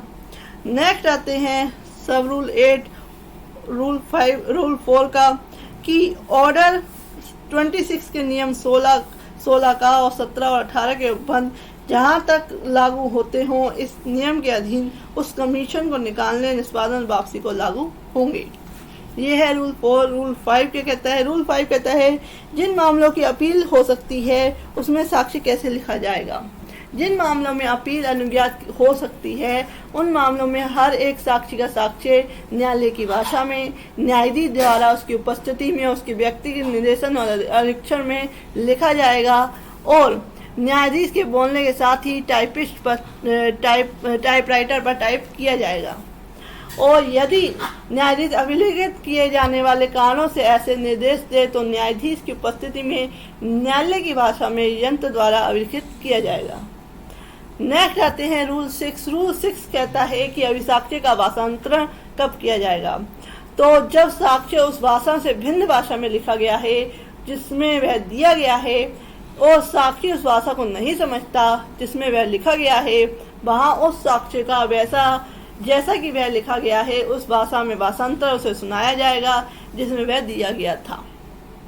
नेक्स्ट आते हैं रूल 7। रूल 7 कहता है ऑर्डर 18 का कि धारा 138 के अधीन साक्ष्य, धारा 138 के अधीन दिया गया साक्ष्य नियम 5 द्वारा विहित प्रारूप में होगा और यह पढ़कर सुनाया जाएगा, हस्ताक्षरित किया जाएगा और यदि अफसर से ऐसा अपेक्षित हो तो उसका भाषांतरण या शोधन इसी प्रकार किया जाएगा मानो वह इस नियम के अधीन किया गया हो। नेक्स्ट हम आते हैं रूल 8। रूल 8 कहता है जब साक्ष्य न्यायाधीश द्वारा स्वयं नहीं लिखा गया हो तब ज्ञापन। जहां साक्ष्य न्यायाधीश द्वारा नहीं लिखा गया है या खुले न्यायालय में उसके द्वारा बोलकर नहीं लिखवाया गया है या उसकी उपस्थिति में यंत्र द्वारा अभिलिखित नहीं किया गया है, वहां जैसे जैसे हर एक साक्ष्य की परीक्षा होती जाती है वैसे वैसे हर एक साक्ष्य के अभिसाक्ष्य के सारांश का ज्ञापन बनाने के लिए न्यायाधीश आवृत्त होगा और ऐसा ज्ञापन न्यायाधीश द्वारा लिखा जाएगा और हस्ताक्षरित किया जाएगा और अभिलेख का पाठ होगा। नेक्स्ट आते हैं साक्ष्य अंग्रेजी में कब लिखा जाएगा। जहां न्यायालय की भाषा अंग्रेजी नहीं है किंतु बाद में के सभी पक्षकार जो स्वयं अपेयर हुए हैं कोर्ट में उन पक्षकारों के जो प्लीडर है एडवोकेट है द्वारा अपेयर हुए हैं प्लीडर ऐसे साक्ष्य के जो अंग्रेजी में दिया जाता है अंग्रेजी में लिखे जाने पर आक्षेप नहीं करते हैं, वहाँ न्यायाधीश उसे उसी रूप में लिख सकेगा और लिखवा सकेगा। कोई ऑब्जेक्शन नहीं होता है तो अंग्रेजी में लिखाया जा सकता है। लेकिन जहाँ साक्ष्य अंग्रेजी में नहीं दिया जाता है किंतु वे सभी पक्षकार जो स्वयं अपेयर हुए हैं उन पक्षकारों के जो प्लीडरों के द्वारा अपेयर हुए हैं, प्लीडर ऐसे साक्ष्य के अंग्रेजी में लिखे जाने पर आक्षेप नहीं करते हैं, वहाँ न्यायाधीश ऐसा साक्ष्य अंग्रेजी में लिख सकेगा और लिखवा सकेगा। तो कोई ऑब्जेक्शन नहीं होता है तो अंग्रेजी में लिखवा भी सकता है और लिख भी सकता है। नेक्स्ट आते हैं रूल 10। रूल 10 कहता है कि कोई विशिष्ट प्रश्न या उत्तर लिखा जा सकेगा। यदि ऐसा करने के लिए कोई विशेष कारण प्रतीत होता है तो न्यायालय किसी विशिष्ट प्रश्न या उत्तर को और किसी प्रश्न के संबंध में किसी आक्षेप को ऑब्जेक्शन को स्वप्रेरणा से या किसी पक्षकार प्लीडर के आवेदन पर लिख सकेगा। नेक्स्ट आते हैं रूल 11। रूल 11 कहता है कि वे प्रश्न जिस पर आक्षेप किया गया है और जो न्यायालय द्वारा अनुज्ञात किए गए हैं, जहां किसी साक्षी ने से किसी किए गए प्रश्न पर किसी पक्षकार या उसके प्लीडर द्वारा ऑब्जेक्शन किया गया है और न्यायालय उसका पूछा जाना अनुज्ञात करता है, वहां न्यायाधीश उस प्रश्न उत्तर आक्षेप और उसे करने वाले व्यक्ति के नाम को उस पर न्यायालय के विनिश्चय के सहित लिखेगा। नेक्स्ट आते हैं रूल 12। रूल 12 कहता है कि साक्षियों की भावभंगी के बारे में टिप्पणी। कोर्ट जो है साक्षी की परीक्षा जो विटनेस की उसकी परीक्षा करते समय उसकी जो इम्प्रेशन है उसके फेस इम्प्रेशन बॉडी इम्प्रेशन उस पर टिप्पणी कर सकती है जिससे वह तात्विक समझती है और उसका वह अभिलेख का पार्ट होगी। नेक्स्ट आते हैं रूल 13। रूल 13 कहता है जिन मामलों में अपील नहीं हो सकती या उन मामलों में साक्षी का ज्ञापन। ऐसे मामलों में जिसमें अपील अनुज्ञात नहीं है यह आवश्यक नहीं होगा कि साक्षी को साक्ष्य विस्तार सहित लिखा जाएगा और बोलकर लिखवाया जाए और अभिलिखित किया जाए, किंतु न्यायाधीश जैसे जैसे हर एक साक्षी की परीक्षा होती है वैसे वैसे अपने उसके अभिसाक्ष्य के सार का ज्ञापन लिखेगा और बोलने के साथ ही टाइपराइटर पर टाइप कराएगा और यंत्र द्वारा अभिलिखित कराएगा और ऐसे ज्ञापन न्यायाधीश द्वारा हस्ताक्षरित किए जाएंगे और अन्यथा अवधि प्रमाणित किया जाएगा और अभिलेख का पाठ होगा। नेक्स्ट आते हैं रूल 14। रूल 14 कहता है कि ऐसा ज्ञापन बनाने में असमर्थ ये रिपील किया जा चुका है। नेक्स्ट आते हैं रूल 15। रूल 15 कहता है किसी अन्य न्यायाधीश के सामने दिए गए साक्ष्य का उपयोग करने की शक्ति। कि कोई साक्ष्य जो है जहां मृत्यु स्थानांतरण या जो सिटिंग जज है वह जो केस का ट्रायल कर रहा था वो किसी या उसकी मृत्यु हो जाती है, वो किसी तरह से उसका क्या ट्रांसफ़र हो जाता है और उस केस में वह उसका ट्रायल नहीं कर सकता, तो उस केस में दूसरा जो जज आएगा वह उस केस को वैसे ही देखेगा, वैसे ही मानेगा जैसे कि वह सारा कार्य उसके सामने ही दिया गया, वो सारे साक्ष्य उसके सामने ही दिए गए हों, उस तरह प्रवृत्ति पे आगे अग्रसर होगा। नेक्स्ट आते हैं कि उपनियम 1 के उपबंध धारा 24 के अधीन अंतरित बात के लिए साक्ष्य को जहां तक हो सके लागू समझे जाएंगे, जहां तक वे लागू किए जा सकते हैं। नेक्स्ट आते हैं रूल 16। रूल 16 कहता है साक्ष्यों की तुरंत परीक्षा करने की शक्ति। जहां साक्षी न्यायालय के अधिकार से बाहर जाने वाला है या इस बात का पर्याप्त कारण न्यायालय को समाधान रूप से दर्शित किया जाता है कि उसका साक्ष्य तुरंत क्यों न लिया जाना चाहिए, वहां न्यायालय बात के संस्तुत किए जाने के पश्चात किसी भी समय ऐसे साक्षी का साक्ष्य किसी भी पक्षकार या साक्षी के आवेदन पर इसी रीति से ले सकेगा जो इससे पूर्व बंधित है। नेक्स्ट कहते हैं कि जहां ऐसा साक्ष्य तत्क्षण ही या पक्षकारों की उपस्थिति में ना लिया जाए वहां परीक्षा के लिए जो डेट है वो फिक्स की जाएगी और जहां न्यायालय पर्याप्त समझे पक्षकारों को इसकी सूचना दी जाएगी। नेक्स्ट है कि ऐसा लिया गया साक्ष्य साक्षी को पढ़कर सुनाया जाएगा और यदि वह स्वीकार करता है कि वह शुद्ध है तो उसका साक्षर होगा, न्यायाधीश का साक्षर होगा और क्या है वो सुनवाई के लिए पढ़ा जाएगा। नेक्स्ट आते हैं रूल 17 जो कहता है न्यायालय साक्षी को पुनः बुला सकेगा, उसकी परीक्षा कर सकेगा। तो न्यायालय बाद के किसी भी प्रकार में any stage of the proceedings ऐसे किसी भी साक्षी को पुनः बुला सकेगा, दोबारा बुला सकेगा, उसकी परीक्षा की जा चुकी है और उससे प्रश्न पूछ सकेगा जो वे न्यायालय ठीक समझे। नेक्स्ट आते हैं रूल 17A जो है रिपील किया जा चुका है रूल 18। रूल 18 कहता है निरीक्षण करने की न्यायालय की शक्ति। न्यायालय ऐसे किसी भी संपत्ति या वस्तु का निरीक्षण बाद के किसी भी प्रकरण में कर सकेगा जिसके संबंध में कोई प्रश्न पैदा हो, किसी वस्तु संपत्ति का निरीक्षण कर सकेगा और यथाशीघ्र ऐसे निरीक्षण में देखे गए किन्हीं सुसंगत तथ्य का ज्ञापन बनाएगा और ऐसा ज्ञापन बाद के अभिलेख का भाग होगा। कि जो न्यायाधीश है वह भी निरीक्षण कर सकता है किसी केस में जाके, कोई जगह प्रॉपर्टी से रिलेटेड केस है तो वहाँ पे जाके उसका निरीक्षण कर सकता है। कथन रूल 19 कहता है कथन को कमीशन द्वारा अभिलिखित करने की शक्ति, power to get statement recorded on commission. इन नियमों की किसी बात के होते हुए भी न्यायालय खुले न्यायालय में साक्ष्यों की परीक्षा करने के बजाय आदेश 26 के नियम 4 का के अधीन अपने कथन को कमीशन द्वारा अभिलिखित किए जाने के निर्देश दे सकेगा। जब फ्रेंड ये ऑर्डर कंप्लीट होता है नेक्स्ट वीडियो में order 19। Thank you for watching this video. Friends welcome back to my channel. If you are new viewer please subscribe my channel for more videos. आज हम बात कर रहे हैं ऑर्डर 19 की, सिविल प्रोसीजर कोड की, जो कि बात करता है एफिडेविट्स के बारे में, जो कि रूल 1 से लेके 3 तक है। तो एफिडेविट यानी कि शपथ पत्र। तो शपथ पत्र क्यों दिया जाता है, किस लिए दिया जाता है?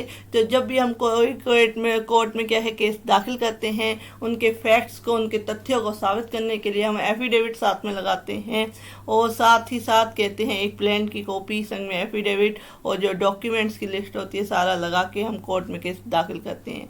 लेकिन जब विटनेस वगैरह होते हैं वो क्या है अपना एविडेंस भी क्या है शपथ पत्र के द्वारा यानी कि लिख के एक एफिडेविट बना के उसमें दे देते हैं और उसके बाद उसकी क्रॉस एग्जामिनेशन वगैरह होती है। तो समझते हैं क्या कहता है रूल। तो रूल 1 कहता है किसी बात के शपथ पत्र द्वारा साबित किए जाने के लिए आदेश देने की शक्ति, power to order any point to be proved by affidavit, any court may any time for sufficient reason order that any particular facts may be proved by affidavit. या कोई भी न्यायालय किसी भी समय पर्याप्त कारण से यह आदेश दे सकता है कि किसी भी विशिष्ट तथ्य या किन्हीं तथ्यों को साबित करने के लिए जो है शपथ पत्र द्वारा उसे साबित किया जाए, या किसी साक्षी का शपथ पत्र सुनवाई में ऐसी शर्तों पर पढ़ा जाए जो न्यायालय युक्तियुक्त समझे। और जो साक्षी ने क्या है, विटनेस ने क्या है, शपथ पत्र दिया है, एफिडेविट दिया है, अपनी उस पर क्या है उसकी जानकारी जो केस की है वो बताई है और उस पर उसने ओथ ली है, शपथ ली है, तो उसको क्या है, न्यायालय अगर चाहे तो उसको पढ़ सकता है कोर्ट में। और उसके बाद क्या है, पार्टी अगर चाहती है कि इसकी जो साक्षी है उसको कोर्ट में बुलाया जाए, उसकी क्रॉस एग्जामिनेशन की जाए, तो उसके लिए भी क्या है, कोर्ट उसको बुला सकती है, provided that there where it appearance to the court that either party bona fide desire the production of a witness for cross examination and that such witness can be produced. An order shall not be made authorizing the evidence of such witness to be given by affidavit. लेकिन उस case में क्या है, वह ऐसे साक्षी का साक्ष्य शपथ पत्र दिए जाने का प्राधिकार देने वाला आदेश नहीं करेगा। अगर क्या है, कोर्ट में बुलाया जा रहा है विटनेस को, तो उसके बाद उसे साक्ष्य शपथ पत्र देने की आवश्यकता नहीं है, जो है विटनेस का एफिडेविट देने की आवश्यकता नहीं है। नेक्स्ट आता है कि रूल 2 कहता है कि अभी साक्षी की पति परीक्षा के लिए हाजिर कराने का आदेश देने की शक्ति, power to order attendance of deponent for cross examination. किसी भी आवेदन पर साक्ष्य शपथ पत्र दिया जा सकेगा, और किंतु न्यायालय दोनों पक्षकारों में से किसी की भी प्रेरणा पर अभी साक्षी को आदेश दे सकता है कि वह पति परीक्षा के लिए हाजिर हो। यानी कि एफिडेविट के थ्रू क्या है, उसने कोर्ट में अपना क्या है साक्ष्य दे दिया, एविडेंस दे दिया कि मैं इस केस में ये जानता हूँ, उसने क्या है शपथ पत्र के द्वारा उसे प्रूफ कर दिया, साइन कर दिए। लेकिन जब क्रॉस एग्जामिनेशन होनी है तो उसे कोर्ट में बुलाया जाएगा, और क्या है उसकी पति परीक्षा यानी क्रॉस एग्जामिनेशन जो है, जो अपोजिट वकील है वो करेगा। जब तक कि अभी साक्षी न्यायालय में सभी संचाती से छूट ना पाया हुआ हो या न्यायालय अन्यथा निर्देश ना करे, ऐसी हाजिरी न्यायालय में होगी। अगर वह जो साक्षी है, विटनेस है, उससे क्या है पर्सनल अपेयरेंस से छूट है, कुछ रूल्स हैं जिसमें कि पर्सनल अपेयरेंस से छूट मिल जाती है, या वह क्या है स्वयं उपसंजात नहीं हो सकता, ऐसे अगर कारणों से कुछ है, अदरवाइज जो है उसकी हाजिरी है वो कोर्ट में ही होगी, और उससे जो है क्रॉस एग्जामिनेशन की जा सकती है। ये कहता है रूल 2। रूल 3 कहता है कि वे विषय जिन पर शपथ पत्र सीमित होंगे, matter to which affidavit shall be confined. शपथ पत्र ऐसे तथ्यों तक ही सीमित होंगे जिनको अभी साक्षी अपने निजी ज्ञान साबित करने में समर्थ है। यानी कि जो विटनेस है वह क्या है अपने निजी ज्ञान से वह जानकारी रखता है, उसके लिए क्या है वह शपथ पत्र एफिडेविट दे सकता है। किंतु अंतर्वर्ती आवेदनों के शपथ पत्रों में उसके विश्वास पर आधारित कथन ग्राह्य हो सकेंगे, परंतु यह तब जबकि उसके लिए आधारों का कथन किया जाए। लेकिन उसे विश्वास है कि जो मैंने और अलग फैक्ट्स कहे हैं वो भी मेरे निजी ज्ञान में क्या है विश्वास है कि सही है, या किसी एडवोकेट से थ्रू कहे गए हैं तो वह सही हैं, तो इस तरीके से भी वह कर सकता है। लेकिन कई कुछ उसके जो है ग्राउंड्स देखने पड़ेंगे कि क्या उसको एक्सेप्ट करना है कि नहीं करना। नेक्स्ट आते हैं कि जिन शपथ पत्र पे अनुश्रुत और तार्किक बातें या दस्तावेजों की कॉपियां या दस्तावेजों के उद्धरण अनावश्यक रूप से दर्ज किए गए हैं, ऐसे हर एक शपथ पत्र के खर्चे जब तक कि न्यायालय अन्यथा निर्देश न करे उन्हें फाइन करने वाला पक्षकार द्वारा दिए जाएंगे। यानी कि जो उसमें शपथ पत्र में अलग अलग तरह के डॉक्यूमेंट्स लगा दिए गए हैं, कई कॉपियां उसकी करानी है, तो जो खर्चे हैं उसको इतनी जो कॉपियां उसकी कराने के या अदर खर्चे हैं वो क्या है जिस पक्षकार ने उसको दाखिल किया है एफिडेविट को वो ही देगा, ये कोर्ट ऑर्डर कर सकती है। तो ये हो गया आपका ऑर्डर 19। ऑर्डर 19 कंप्लीट हो गया। एफिडेविट रूल 1 to 3 था। तो फ्रेंड नेक्स्ट वीडियो में बताऊंगी बड़ा इंपॉर्टेंट ऑर्डर 20 जो कि बात करता है जजमेंट एंड डिक्री के बारे में। तो नेक्स्ट वीडियो के लिए please subscribe my channel. Thank you for watching this video. Friend, welcome back to my channel. If you are new viewer, please subscribe my channel for more videos. आज हम बात कर रहे हैं ऑर्डर 20 जो कि रिलेटेड है जजमेंट एंड डिक्री से। बड़ा इम्पोर्टेंट है क्योंकि जो केस है उसको सॉल्व ही जजमेंट एंड डिक्री से किया जाता है। तो जजमेंट कैसे दिया जाएगा, उस निर्णय कैसे सुनाया जाएगा और उसके अनुसार क्या है डिक्री जो है तैयार की जाएगी। तो ये सारा कुछ ऑर्डर 20 में बताया गया है। 1 by 1 इसके सारे रूल्स पढ़ेंगे ऑर्डर 20 के, जो कि रूल 1 से लेकर 20 तक है। तो स्टार्ट करते हैं आज की वीडियो। रूल 1 कहता है कि निर्णय कब सुनाया जाएगा। Judgment when pronounced. न्यायालय मामले की सुनवाई कर लेने के बाद निर्णय खुले न्यायालय में या तो तुरंत या इसके पश्चात यथाशीघ्र, जहां तक जल्दी हो सके वहां तक शीघ्र सुनाएगा। और जब निर्णय किसी भविष्यवर्ती दिन को सुनाया जाना है तब न्यायालय इस प्रयोजन के लिए कोई दिन, कोई डेट क्या है उसमें फिक्स करेगा, जिसकी सम्यक सूचना पक्षकारों और उनके प्लीडरों को दी जाएगी। The courts after the case has been heard shall pronounce judgment in an open court either at once or as soon as possible thereafter as may be practicable, and when the judgment is to be pronounced on some future day, the court shall fix a day for the purpose of which due notice shall be given to the party or their pleaders.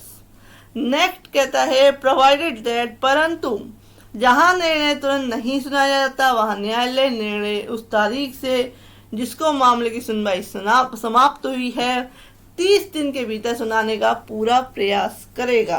30 days की limit है, पूरा प्रयास करेगा। किंतु जहां मामले की आपराधिक या असाधारण परिस्थितियों के आधार पर ऐसा करना साध्य नहीं है, नहीं हो सकता इतनी जल्दी जजमेंट प्रोनाउंस, तो वहां न्यायालय निर्णय सुनाने के लिए कोई भविष्यवर्ती दिन, फ्यूचर डेट क्या है देगा। और ऐसा दिन साधारणतः उस तारीख से जिस दिन को जो है केस को पूरी तरह से सुन लिया गया है, उसका फाइनल डिसीजन आना है, जिसको मामले की सुनवाई समाप्त हुई थी 60 दिन से ज्यादा का नहीं होगा। और इस प्रकार क्या है नियत गए दिन की सूचना दोनों पक्षकारों उनके प्लीडरों को दी जाएगी। तो इसमें बताया गया है कि 30 दिन तक क्या है कोर्ट को सुनाना ही पड़ेगा जब उसने पूरा केस सुन लिया है। अगर 30 दिन के अंदर वह किसी असाधारण परिस्थितियों में नहीं सुना पाता है तो उस केस में क्या है 60 डेज से ज्यादा का नहीं होगा टाइम पीरियड, उसके अंदर कोर्ट को क्या है जजमेंट अपना प्रोनाउंस करना पड़ेगा। नेक्स्ट आते हैं रूल 2। रूल 2 कहता है कि न्यायाधीश के पूर्ववर्ती द्वारा लिखे गए निर्णय को सुनाने की शक्ति। Power to pronounce judgment written by जजेस प्रोसीजरर, यानी कि न्यायाधीश ऐसे निर्णय को सुनाएगा जो उसके पूर्ववर्ती ने लिखा हो किंतु सुनाया नहीं है। यानी कि जो जज है, जो सिटिंग जज था, जो कि पूरे केस का उसने ट्रायल किया और क्या है उसने पूरा केस को सुनने के बाद क्या है उस पर जजमेंट देता, लेकिन जजमेंट देने के बाद उसने क्या करा है उसको लोगों को सुनाया नहीं है, उस न्यायालय में क्या है उसको बताया नहीं है। तो जो दूसरा न्यायाधीश आता है तो उसको वह एज इट इज सुना सकेगा। नेक्स्ट आते हैं रूल 3। रूल 3 कहता है कि निर्णय हस्ताक्षरित किया जाएगा। Judgment to be signed.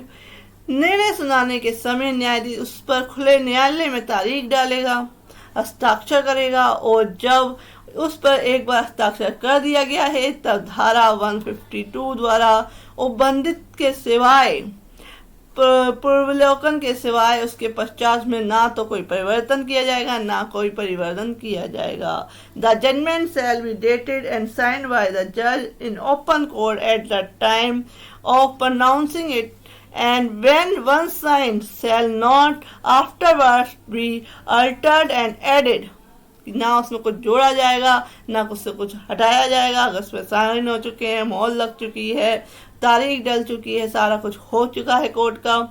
और to save as provided by section 152 और ऑन रिव्यू, लेकिन उसको क्या है जो सेक्शन 152 है उसके थ्रू या रिव्यू के थ्रू ही उसमें कुछ चेंज आ सकते हैं, अदरवाइज नहीं।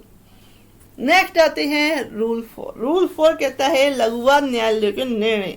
Judgement of small cause courts. लघुवाद न्यायालय के निर्णयों में अवधार्य प्रश्न और उनके निश्चय से अधिक और कुछ अंतर्विष्ट नहीं होना आवश्यक है। जो judgment of the court of small cause need not contain more than the points of determining and the decision thereon. इसका सब रूल 2 कहता है कि अन्य न्यायालय के निर्णय का क्या होगा। अन्य न्यायालय के निर्णय के मामले का संक्षिप्त कथन, अवधार्य प्रश्न और उनका निश्चय और ऐसे निश्चय के कारण अंतर्विष्ट होंगे और इससे ज्यादा उसमें कुछ नहीं होगा। नेक्स्ट आते हैं रूल 5। रूल 5 कहता है न्यायालय हर एक विवादक पर अपने विनिश्चय का कथन करेगा।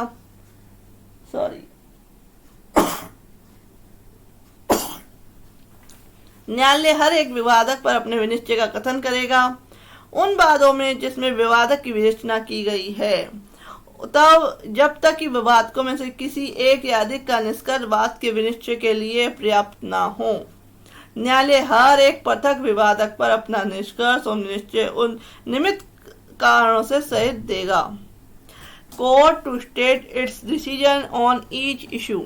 जब कोर्ट में केस दाखिल किया जाता है, उसके बाद कोर्ट में जो डिफेंडेंट है उसको सम्मन किया जाता है। सम्मन करने के बाद आगे का प्रोसीजर चालू होता है, और प्रोसीजर के बाद क्या है, उस केस में क्या है, एक इशू क्या होता है, एस्टेब्लिश किए जाते हैं कि इस केस में कौन कौन से इशू हैं और किस पे कोर्ट को जजमेंट देना है।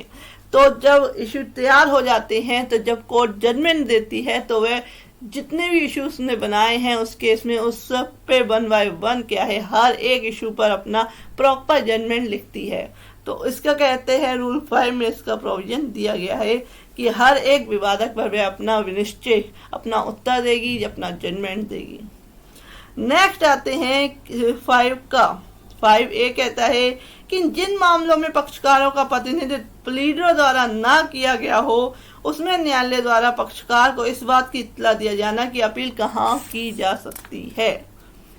यानी कि court to inform party as to where an appeal lies in case where party are not represented by प्लीडर्स।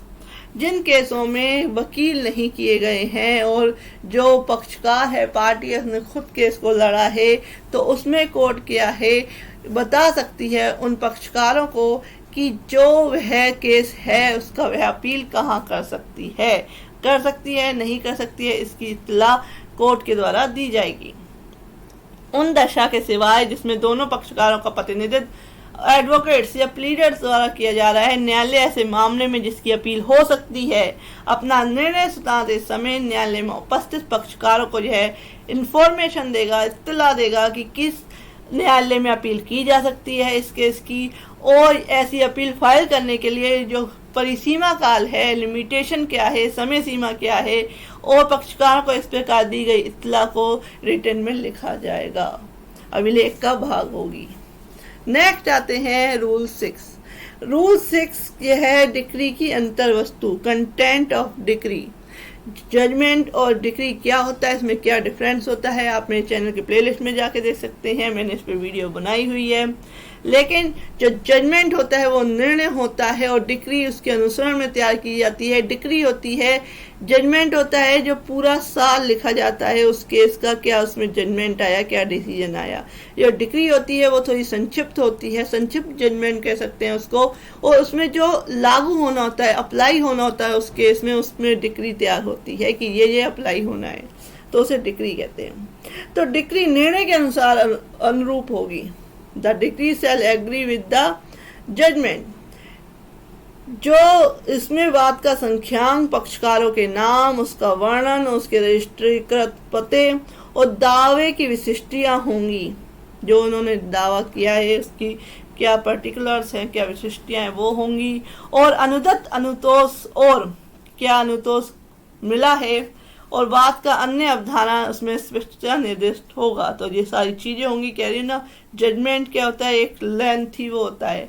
Decree जो होती है कि क्या क्या अप्लाई होना है, मेन मर्म क्या है उस जजमेंट का, वो सारा कुछ डिक्री में आता है।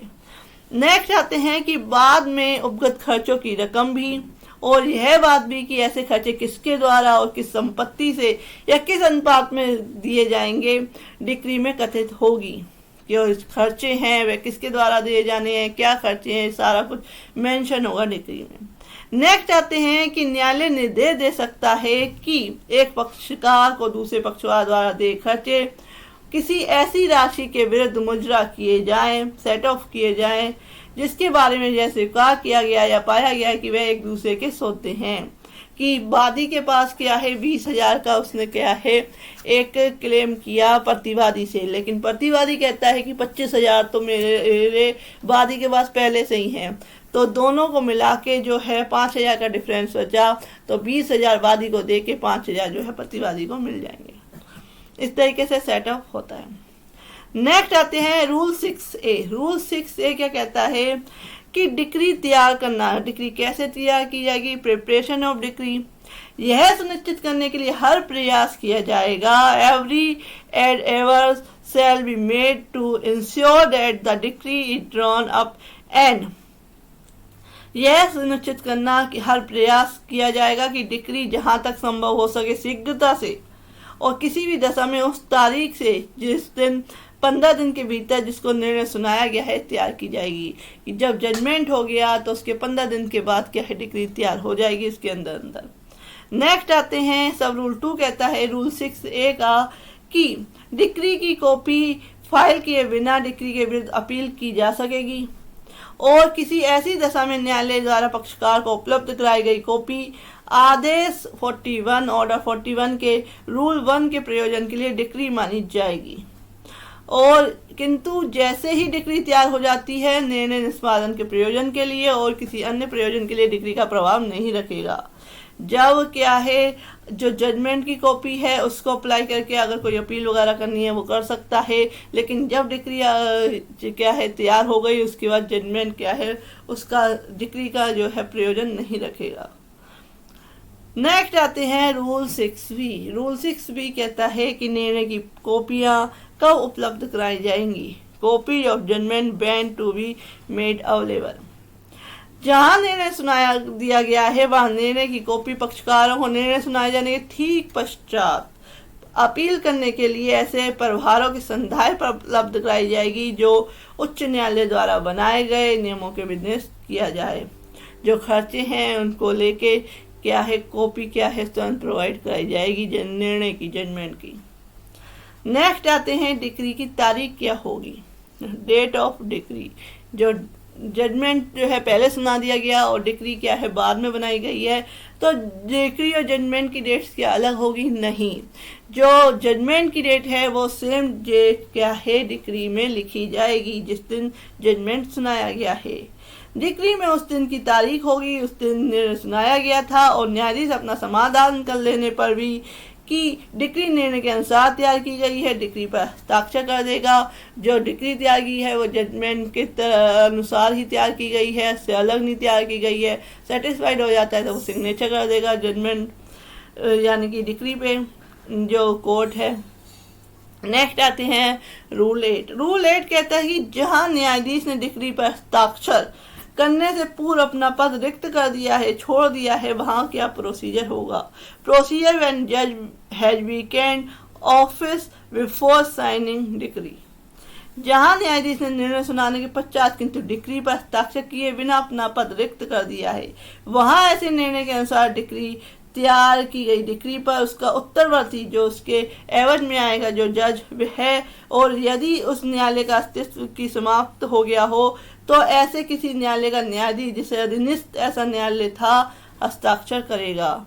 और यानी कि वो कोर्ट ही खत्म कर दी गई है तो उसमें जो उसका अधीनस्थ न्यायालय था जो उसके अंडर में था वो उस पर सिग्नेचर करेगा।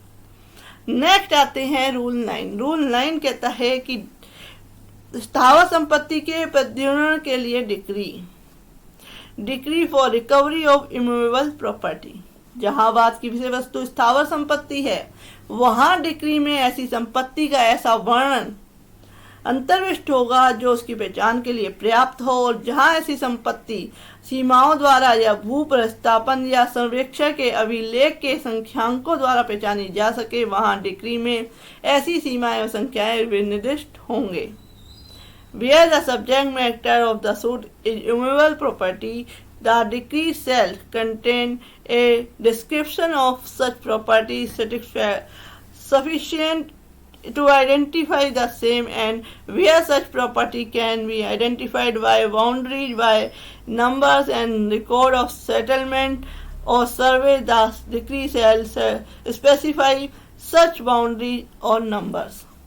जो अगर टावर मूवेबल प्रॉपर्टी से संबंधित डिक्री है तो क्या है उसमें उसका जो कोई चिन्ह है कोई मैप है उसके तरह उसके द्वारा उसको क्या है दर्शित किया जाएगा।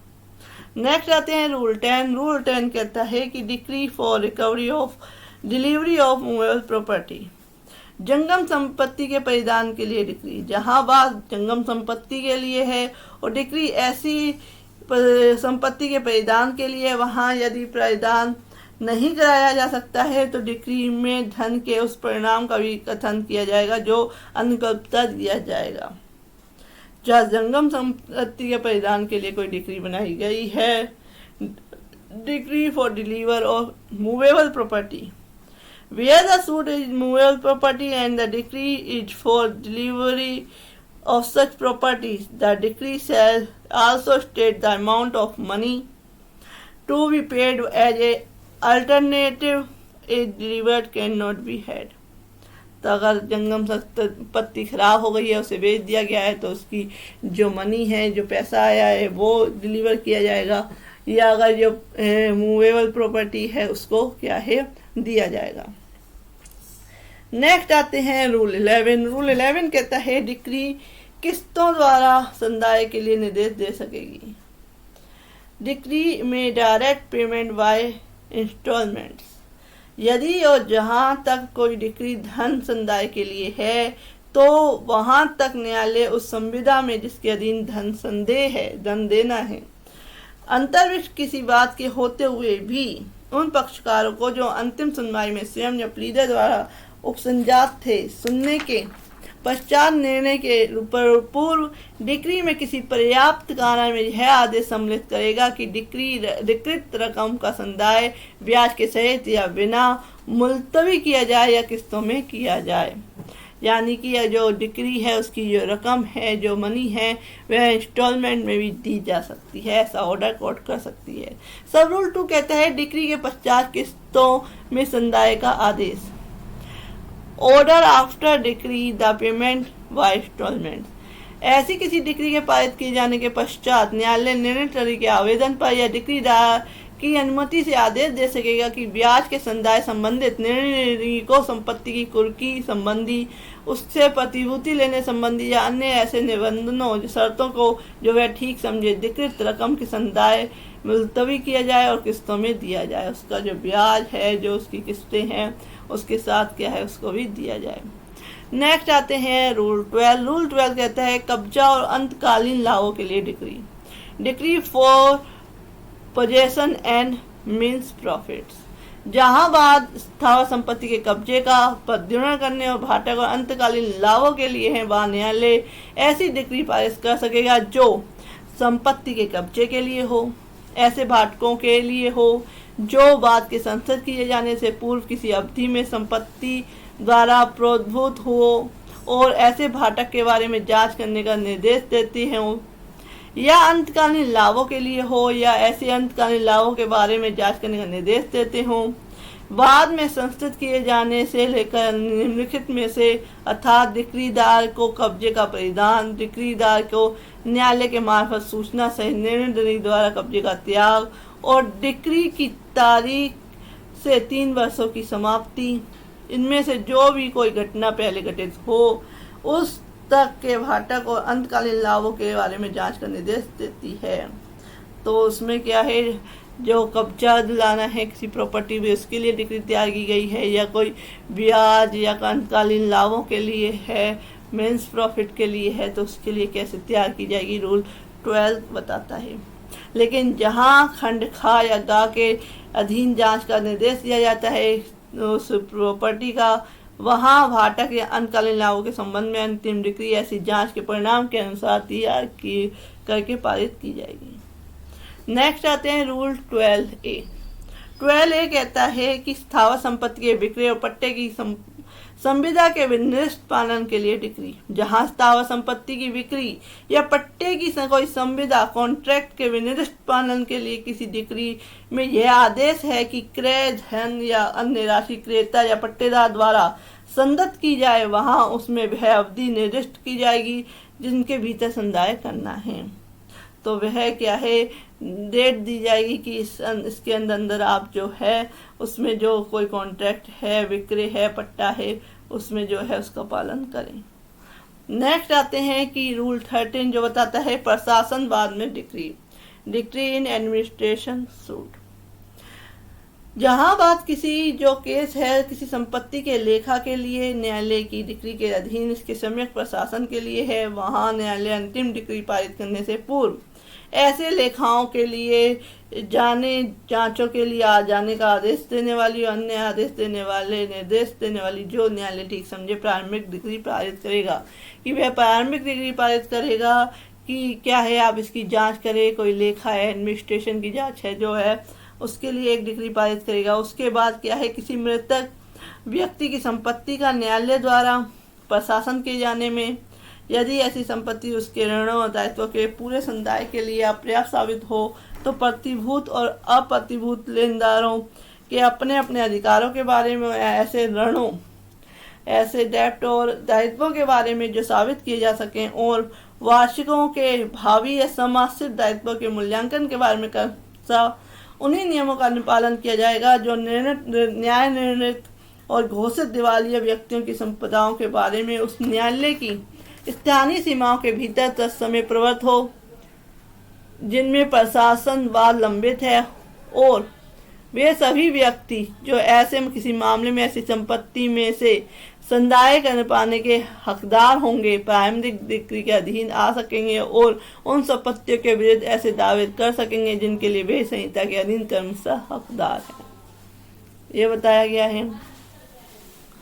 नेक्स्ट है रूल 14, सूफा के दावे में डिक्री। डिक्री जो है जहां न्यायालय संपत्ति के किसी विशिष्ट विक्रय के बारे में सूफा के दावे की डिक्री देता है और क्रय धन ऐसे न्यायालय में जमा नहीं किया गया है, वहां डिक्री में ऐसा दिन निर्दिष्ट होगा जिस दिन या जिससे पूर्व क्रय धन ऐसे जमा किया जाएगा, और यह निर्देश होगा कि वादी के विरुद्ध अधिकृत खर्चों के सहित ऐसे जो क्रय धन के न्यायालय में उस दिन या उससे पूर्व जो खंड का में निर्दिष्ट किया गया है जमा कर दिए जाने पर प्रतिवादी संपत्ति का कब्जा वादी को परिदत्त कर देगा और जिसका उस हक उसे जमा करने की तारीख से उस पर प्रभुत्व हुआ समझा जाएगा, किंतु यदि क्रय धन और खर्चे यदि कोई हो ऐसी जमा नहीं किए जाएंगे तो वाद खर्चों के सहित खारिज कर दिया जाएगा। नेक्स्ट आती है कि जहां न्यायालय ने सूफा के परस्पर विरोधी दावों का न्याय निर्णय कर दिया है, वहां डिक्री में यह निर्दिष्ट होगा कि यदि और जहां तक डिक्री दावा जो है समान कोटि के हैं और जहां वह उपनियम 1 के बंदों का अनुपालन करने वाले हर एक सूफा अधिकारी का दावा उस संपत्ति के अनुपातित अंश के बारे में प्रभावी होगा जिस संपत्ति के अंतर्गत ऐसा कोई अनुपातिक अंश भी होगा जिसके बारे में किसी ऐसी सूफाधिकारी का या उक्त बंदों का अनुपालन करने में असफल रहा है, दावा ऐसा व्यतिक्रम न होने पर प्रभावी होता।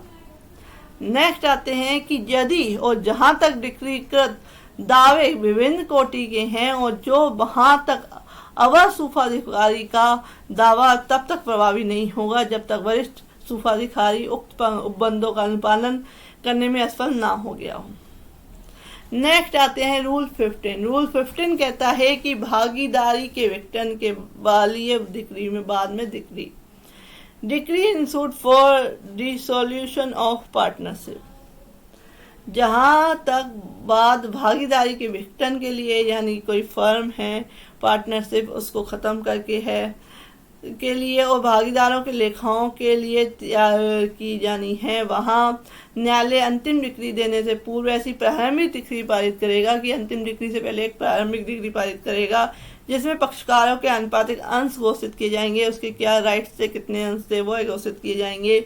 वह दिन नियत होगा जिसको भागीदारी विघटन हो गई है, विघटित हुई गई समझी जाएगी और ऐसे लेखाओं के लिए जाने का और अन्य ऐसे कार्य के जो वह न्यायालय ठीक समझे दिए जाने का आदेश दे सकेगा। तो अगर जो है कोई पार्टनरशिप फर्म को क्या है उसको डिसोल्यूशन हो गया है, विघटन हो गया है, तो उसके पहले एक प्रारंभिक डिक्री होगी जिसमें कि उसके जो क्या राइट्स है कितने किसके शेयर हैं वह निर्धारित किए जाएंगे और नेक्स्ट डिक्री में अंतिम डिक्री में क्या है सारे उसको जो है सारा डिसीजन दिया जाएगा। नेक्स्ट आते हैं रूल 16 जो बात करता है मालिक और अभिकर्ता के बीच लेखा के लिए दावों के लिए डिक्री। मालिक और अभिकर्ता के बीच धन संबंधी व्यवहारों के बाबत लेखा के लिए वादों में और ऐसे किसी अन्य वाद में जिसके लिए इसमें इसके पूर्व उपबंध नहीं किया गया है, जहां यह आवश्यक हो कि उस धन की रकम को जो किसी पक्षकार को या पक्षकार से सौदे है अब निश्चित करने के लिए लेखा किया जाना चाहिए। न्यायालय अपनी अंतिम डिक्री पारित करने से पूर्व ऐसी प्रारंभिक डिक्री पारित करेगा कि पहले वो अंतिम डिक्री फाइनल डिक्री जो है पारित करने से पहले एक प्रारंभिक डिक्री पारित करेगा, जिसमें कि वह आदेश देगा कि लेखाओं के लिए का आदेश देगा, लेखाओं की जांच का आदेश देगा, कौन सा लेनदारी किसके खिलाफ है, ये सारा कुछ करने के बाद नेक्स्ट अंतिम डिक्री फाइनल डिक्री देगा। नेक्स्ट आते हैं रूल 17। रूल 17 कहता है लेखाओं के संबंध में विशेष निर्देश, special direction as to accounts. न्यायालय और जो लेखा लिए जाने के लिए निर्देश देने वाली डिक्री द्वारा या किसी पश्चातवर्ती आदेश द्वारा उस ढंग के बारे में विशेष निर्देश दे सकेगा जिसमें लेखा लिया जाना है और प्रमाणित किया जाना है, और विशिष्ट यह निर्देश दे सकेगा कि लेखा लेने में उन लेखा वहियों को और जिसमें प्रसंगन लेखा रखे गए हों उन बातों की सत्यता के प्रथम दृष्टया साक्ष्य के रूप में लिया जाएगा और उसमें अंतर्विष्ट है, किंतु हितवृत्त पक्षकारों को यह स्वतंत्रता होगी कि वे उन पर ऐसे आक्षेप ऑब्जेक्शन कर सकेंगे जो वह ठीक समझे। नेक्स्ट आते हैं रूल 18। रूल 18 कहता है कि संपत्ति के विभाजन के लिए उसमें के अंश पर पृथक कब्जे के लिए बाद में decree in suit for partition of property and separation possession of A share therein. जहां न्यायालय संपत्ति के विभाजन के लिए कहता है कोई जैसे कि दो घर में 4 बंदे हैं, उनमें पार्टीशन करना है, उनको अलग अलग क्या है जो प्रॉपर्टी है वो उसमें डिवाइड करनी है, तो ऐसे कोई केसेज हैं तो उसमें इसके अंश और पृथक कब्जे के लिए डिक्री पारित करता है। तब यदि और जहां तक डिक्री ऐसी संपदा से संबंधित है, ऐसी प्रॉपर्टी से संबंधित है जिस पर सरकार को संदेह राजस्व निर्धारित है, तो वहां तक डिक्री संपत्ति में हितवृत्त विभिन्न पक्षकारों के अधिकारों की घोषणा करेगी। डिक्री में उनके राइट्स की कितने राइट्स हैं उनके उस प्रॉपर्टी पे, तो वह डिसाइड किए जाएंगे उस डिक्री में, और किंतु यह निर्देश करेगी कि ऐसा विभाजन या पृथककरण ऐसी घोषणा और धारा 54 के उपबंधों के अनुसार कलेक्टर द्वारा उसके द्वारा ऐसे निमित्त प्रतिनियुक्त उसके किसी ऐसे अधीनस्थ द्वारा किया जाए जो राजपत्रित हो। नेक्स्ट कहता है कि यदि और जहां तक ऐसी डिक्री किसी अन्य स्थावर संपत्ति से जंगम संपत्ति से संबंधित है और जहां वहां तक न्यायालय यह विभाजन अतिरिक्त जांच के बिना सुविधापूर्वक नहीं किया जा सकता, तो संपत्ति में हितवृत्त जो विभिन्न पक्षकारों के अधिकारों की घोषणा करने वाली और इसके अतिरिक्त निर्देश देने वाली जो अपेक्षित हो प्रारंभिक डिक्री पहले डिसाइड करेगा, प्रारंभिक डिक्री पारित करेगा, उसमें राइट्स जो है पार्टी के डिसाइड करेगा। नेक्स्ट आते हैं रूल 19 जो बात करता है जब मुजरा या प्रतिदावा अनुज्ञात किया जाए तब डिक्री।